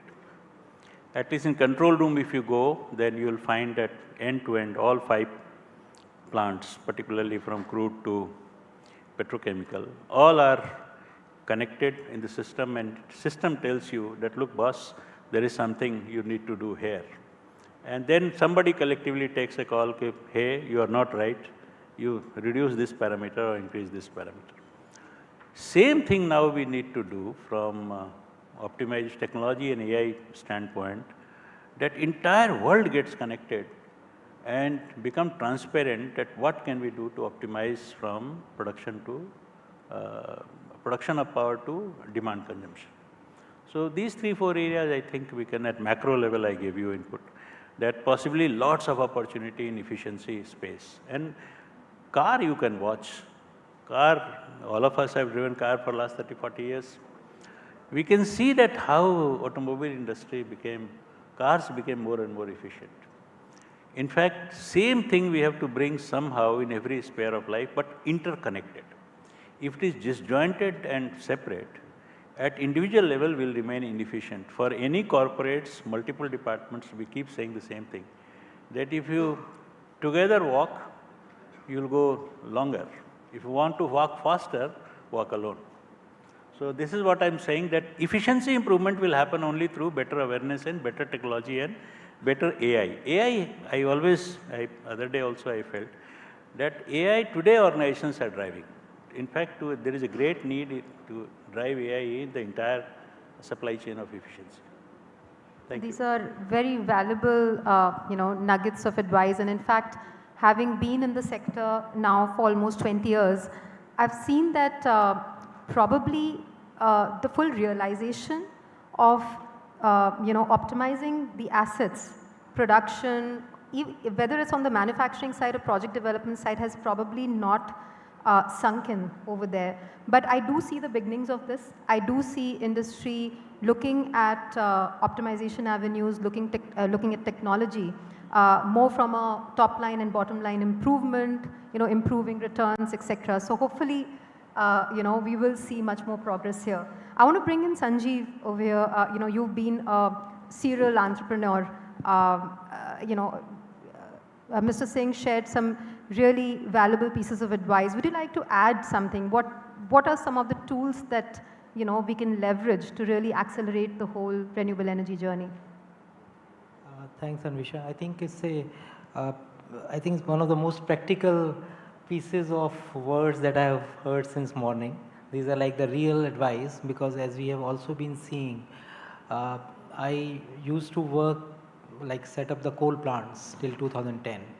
And at that time, when the first biddings happening or first solar plants were being set up in India, that were like at a tariff of 18 rupees per unit, which if you really look in today's real pricing terms is more like 50 rupees per unit.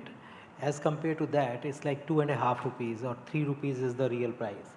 So the technology change or the scale of manufacturing that has brought this change is absolutely amazing. And I think that's the only thing which we need to remain agile in terms of absorption and adoption of these technologies and make it useful for the society at large. Because essentially what do people want?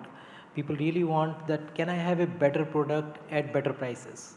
And that is what the renewable energy and whole of this energy transition is all about. We are bringing a product which is cheaper, and we are making a product which is better for the environment and for the society and for the future generations. And that is what is really making the changes here. So I fully resonate with what Mr. Singh talked about, that is as a society, probably we have to look at fairly long term, and we can look at the long term scenarios about how we want to keep the human generations going on for centuries. But as individuals and organizations, sometimes we are looking at very, very short term scenario, whether I am paying 5 rupees per unit, whether I am paying 4 rupees per unit. It's very difficult for us to de-link ourselves from the commercial reality and say, no, we are willing to pay a price for this. There are some societies which pay for that, there are some countries which pay for that. And we have seen, I think at least from when we started doing the solar projects in 2013, I used to look at Germany as an example. And Germany was giving huge subsidies for people for setting up the rooftop plants. And that's how people started following up that thing. A lot of manufacturing scale took up in China. And that's how we are where we are today. And I think that's a history now.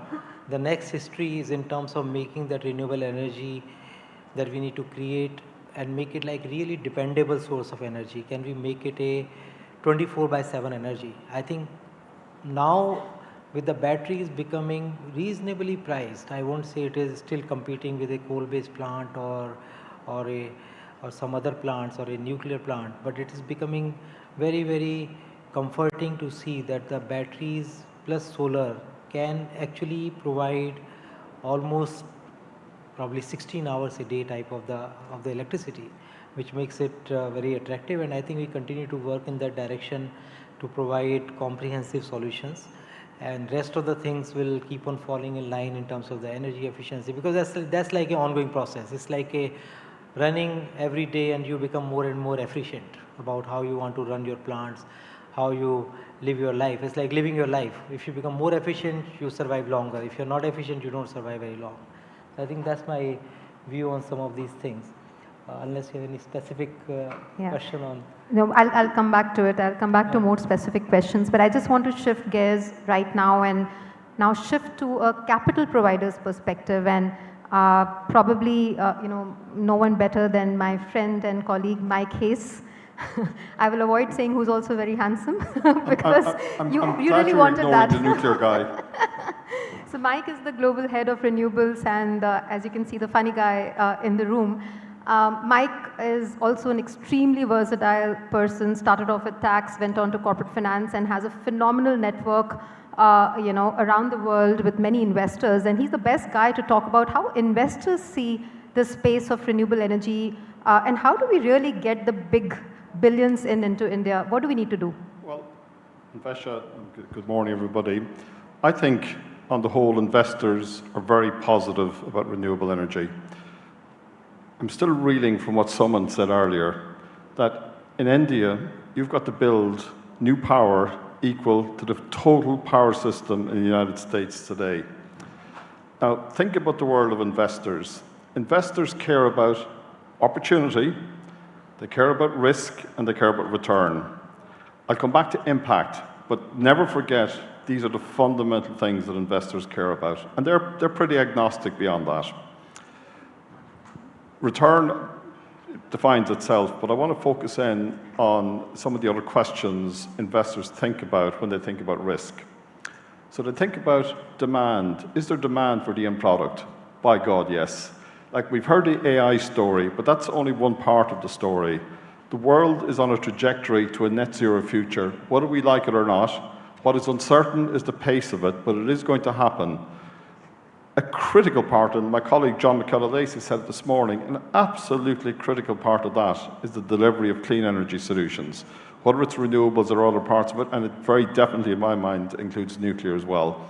So the underlying demand for renewable energy is critical, and we talk a lot about PPAs and Vesha, but I'm going to get slightly technical for a second. When I work with corporates on their net zero transition plans, a big part of it assumes the greening of the grid, something that's completely beyond the control of corporates. They absolutely need that grid to be green. Now, I wanted to bring you back to the boardrooms or the investment committees in New York and London and Paris or Sydney, wherever. It doesn't really matter. So they say, we've got the demand piece right. We've got the technology piece right. And I have grown up, so you said you're doing this for 20 years, I'm going to outbid you. I've been doing it for 25 years. And I think at some meeting, must have been yesterday, I said, I can remember a time when we were wondering whether offshore wind was a feasible technology. We're wondering, I spent a couple of years of my life focused on concentrated solar on the basis that PV was going to be too expensive. I've seen it too many times now. The lesson has been learned. We will get there with the new technologies as well. So I think the technology box is ticked. What is not ticked, Anvesha, and it's come up in almost every single discussion, is the policy piece. And I will bring this back to India in a second, but unless we get the policy piece right, and we've definitely had a slowdown in investment, and there's been issues with interest rates and supply chains, some of those are short-term issues.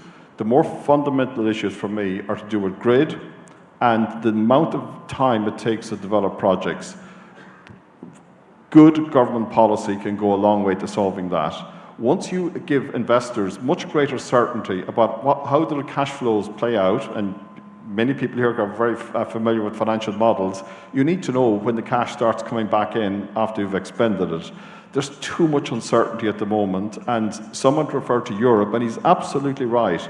Like, we talk a lot in Europe about this agenda. We've got this huge ambition to be 55% net zero by 2030.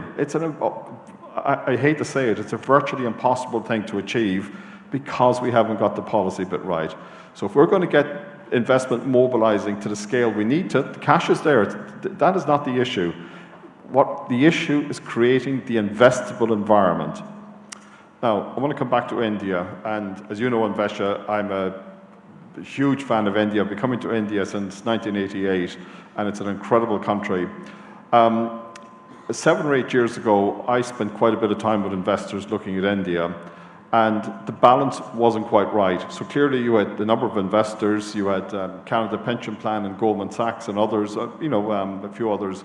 But a lot of other discussions I had, there was issues about government policy and foreign exchange. Now the foreign exchange issue will always be there, but one of the things that I think has transformed the investment horizon for India is much greater, not just the policies, it's the degree of certainty and confidence that the current government gives in the policies. And I'm not making any wider political statements, but I think the ambition shared by espoused by the Indian government, mixed with the implementation of real policies, has actually made it a very attractive investment location, particularly when you take the risk and return mix.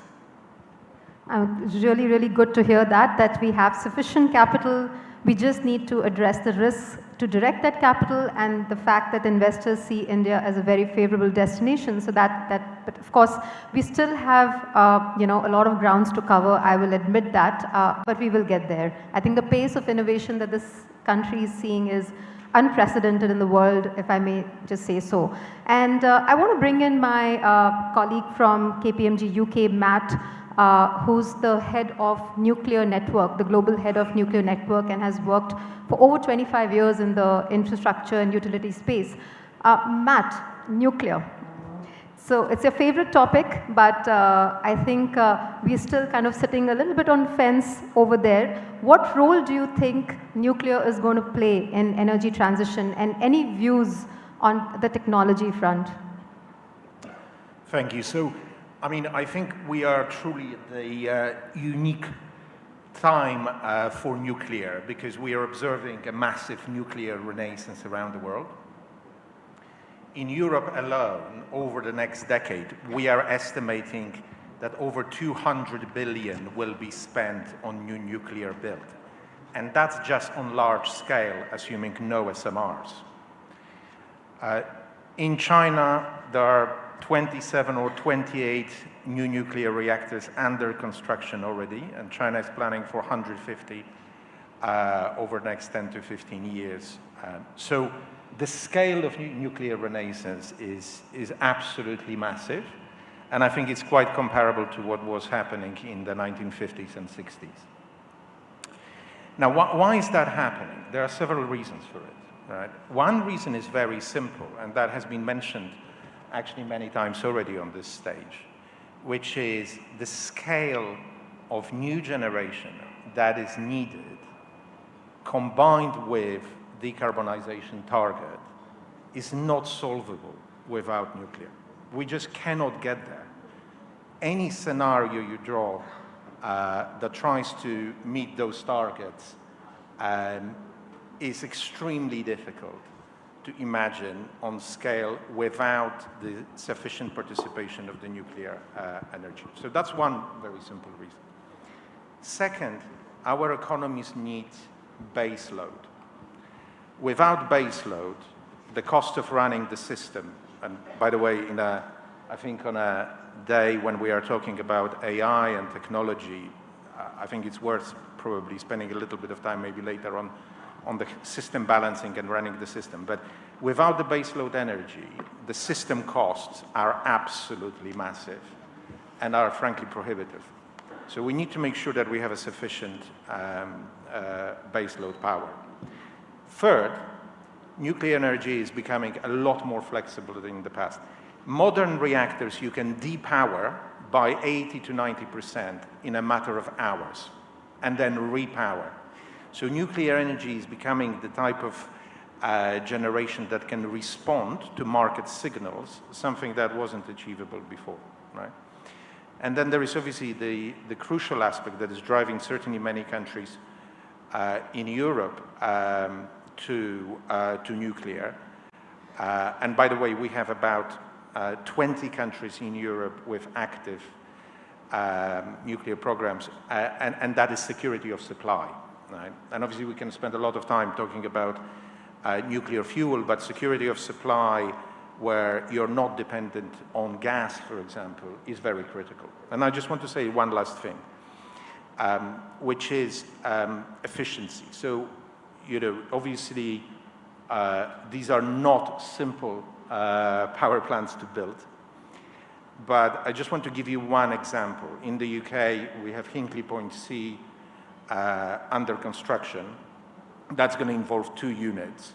The cost savings between the first unit and the second unit are between 20 and 30%. So scale is going to bring cost efficiency, which has been a major factor and a major barrier in considering nuclear fuel. And the scale we are talking about globally, I think, will make huge efficiency gains over the coming decades. Very interesting. Yeah, please, Mike. Can I just, yeah, of course. just to open it up a little bit? On its nest. And as always, I have a little bit of a personal agenda here as well. And it's probably a question and a comment I want to put to my colleague, Matt. So as you know, in Vesha, one of the projects that I'm involved in that I probably feel most passionate about is a project I'm doing with the World Economic Forum. And what we're doing is we're developing a whole new financial structure to enable the decommissioning and the early retirement of coal-fired power plants. Someone mentioned it this morning, and there's been a lot of focus on the increase in demand and decarbonisation. But if we're going to shut down these coal plants, we need a replacement. And that's the bit that people keep forgetting this. We can't just switch off the tap just like that. You need to have the replacement. This is a brilliant project, and we're focused very much on developing markets, and where it's going to be a big topic for COP and for Davos and various other events coming up. But as I look at that project and I look at the sheer scale, we've got 6,000 coal-fired plants around the world, most of them in emerging markets. It's becoming very obvious to me that if we just focus on renewables as the replacement solution, we're not going to get there. And Matt, I'd be interested in your comment, but I really want to start thinking about bringing nuclear in as being part of the solution set as we move forward. And some of these are pretty big plants as well. That brings me, there's a good segue to bring in cleaning fossil fuel. It doesn't have to be renewables or shutdown of coal. There is a biomedia available which is cleaning the fossil fuel production, and I would request Mr. Singh to come here, specifically, from the oil and gas sector as well.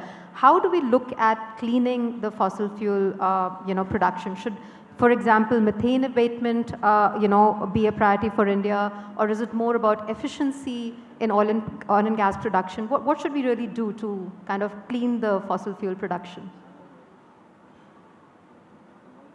It is akin to asking how to clean the coal. So, but yes, now you have come to the, I would say that there are many things yet to be done. In fact, I don't have an answer for, that you may be aware that when earlier sulfur in crude used to be, very, very high. And that all sulfur was getting passed on to transportation fuel.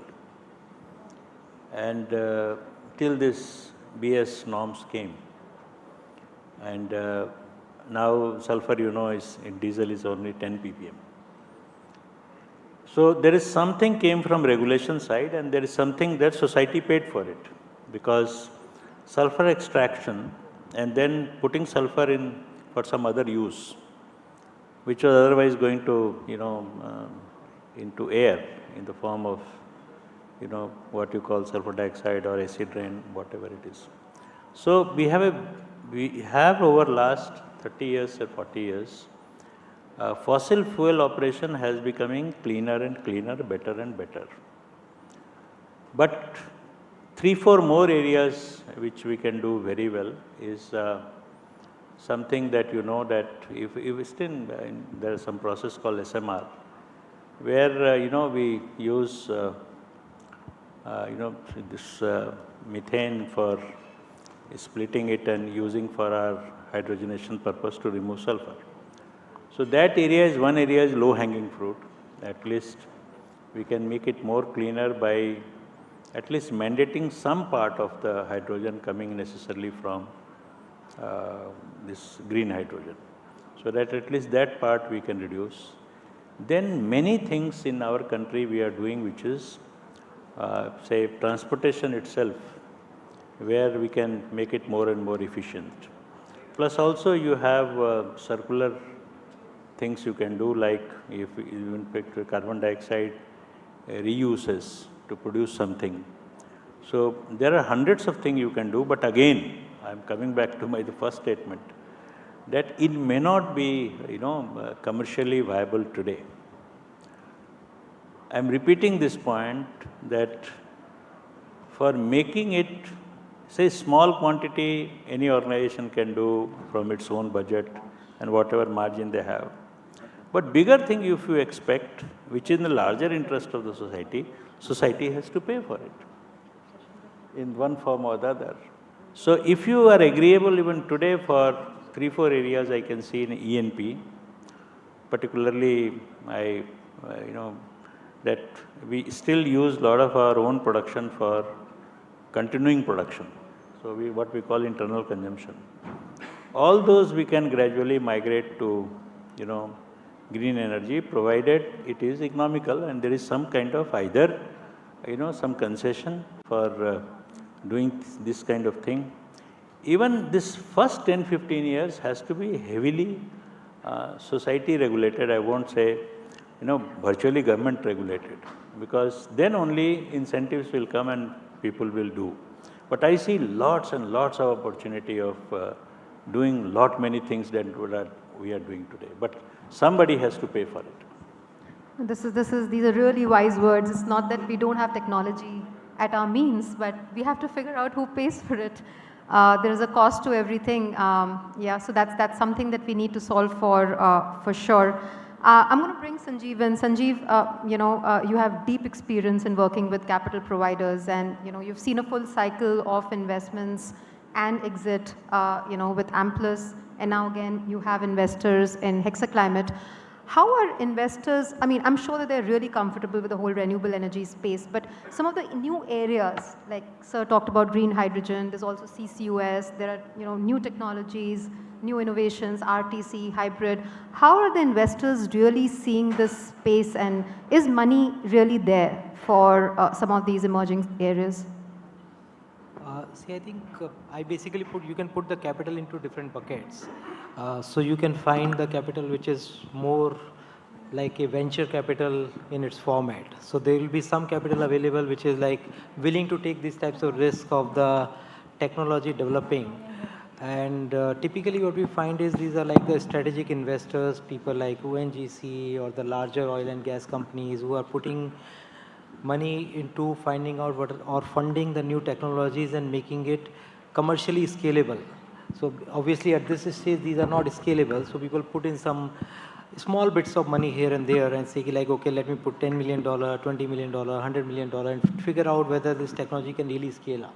So that's where these new technologies are there.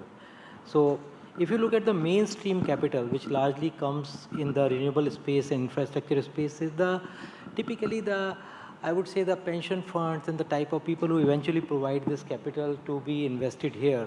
And this money, if you really go drill down the whole thing, you will realize this is the money coming from people like you and me. And what do we need for our money to be secure? We want that definitely this principle should come back. We don't want to take so much of the risk on that thing. And we want a reasonable return on that. So if you look at the renewable energy space, this has come to that extent, solar, wind, etc., that the technology risks are almost negligible. The operation risks are well understood. And if you have a contract to sell your product to someone, you know that, okay, I'm going to make whatever, 12, 13, 14, 15%, etc. And this is not like really money at rest. So if you look at the stable sectors, there is enough money, because as we heard before, that essentially we are talking about that there is a large market, there is a demand, which is asking for a very good quality product, good pricing, and therefore people are willing to invest into that. But if you are looking for money into the emerging sectors, obviously it's more like a risk capital, so there is a higher risk and higher return potentially there. Yes, Matt. Can I add something to that? Because I really sympathize with what you said, Sanjeev. And I think the massive challenge I see, I work with infrastructure investors day in, day out, and there is absolutely enormous amount of capital out there which has no idea what to invest in. And the reason for that is that we are very poor at building regimes that enable the private capital to come in. The combination of building stable institutions, clearly understandable policies, stable regulatory frameworks that are predictable, that allow for a good management of risk, is a massive challenge. And frankly, Western governments don't know how to do that. Developing countries' governments don't know how to do that. There is a real deficit, in my view, of ability to build those regimes, right? And they are critical. That doesn't mean that we have to always build regimes of low risk. We just have to learn how to build regimes that are understandable, transparent, reliable, so that investors can assess the risk and take a view on what do they need in order to be able to invest in the assets. And the problem is that many of the assets, especially in the energy space, are still in public hands. And ability to bring private capital is critical in order to solve the equation of the massive capital need combined with the stretch on government deficits. No, thanks for that. And Mike, two things very quickly that you think can be done to address the risks, especially in the new emerging areas, for bringing in capital? Well, honestly, I could probably give you 10 different things. These discussions, Anvesha, always come back to policy. I mean, Matt has made the same point I'm making. Like, get that policy environment right and you can do a lot. But let me extend it a little bit. And maybe bring in, I mean, there's a question, Sanjeev mentions of sort of the innovation culture, and I probably disagree with the speaker yesterday. I know the point he's making that too much capital is a bad thing. Talk to any innovator, and they're desperate for capital. But I want to zero in, Anvesha, on emerging markets. We are underutilizing the power of concessional capital. And we're heading into COP29 in a couple of weeks' time in Azerbaijan. One of the big themes is the mobilization of government money from the West. It's this new quantified collective goal, which hopefully will get us to closer to the trillion a year than the current 100 billion. But if you can use that concessional capital effectively to absorb the risk, if you understand the financial structures, it takes the first loss piece. That can then mobilize very significant amounts of additional private capital. And as Matt said, the private capital is there. They just need to figure out the risk equation. That's the first thing. Second thing I want to mention, Anvesha, a topic that just doesn't get mentioned anywhere in these discussions, and I'm going to really drive this hard at COP in a couple of weeks' time, insurance. We are not utilizing the insurance markets correctly. Insurance looks and prices risk differently to the way a corporate or an investor does. And they can manage the risks differently through their own diversification policies. The insurance companies are stepping up. World Bank already has what they call a political risk insurance policy system called MIGA. Companies like Munich Re are prepared to insure emerging technology risk. And I can tell you there's some more exciting developments happening, and you've seen some in the UK, companies like Howdens. So we need to, I think, recognize the problem, but get a little bit more positive about some of the solutions that are out there.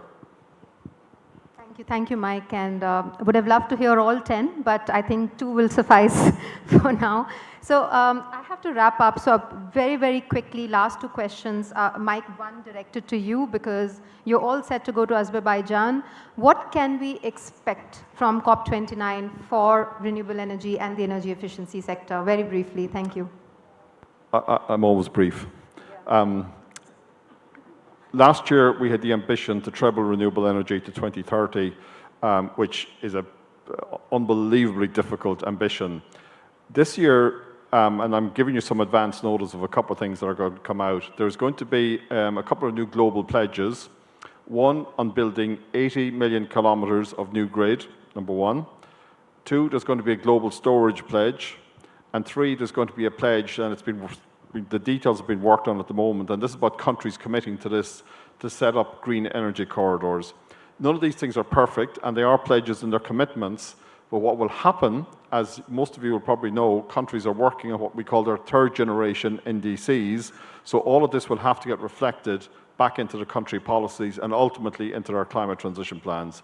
So leaving aside the whole question of mobilization of capital, which is the other big topic, that's where the focus will be, and I'm disappointed that there isn't more focus on planning and permitting and the delays, but at least the grid issue is being tackled. And we spoke yesterday, you said skilling is also going to come up in a very big way. And honestly, all of these are my favorite topics because I believe this is what is needed to move the needle, the grid, storage, skilling. So great, and I'm going to come to the final question, which is also the theme for ENRich. So it will be remiss of me not to take that up, AI in energy. What do you think are the immediate use cases that the industry must look at, starting with you, Mr. Singh?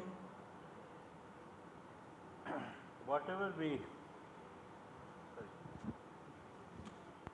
I think the biggest and probably the minimum cost opportunity is through the route of efficiency. And route of efficiency has opened in a big way through AI. And AI, in fact, something that integrated AI, I would say, not the disaggregated and isolated AI, because it won't help beyond a point.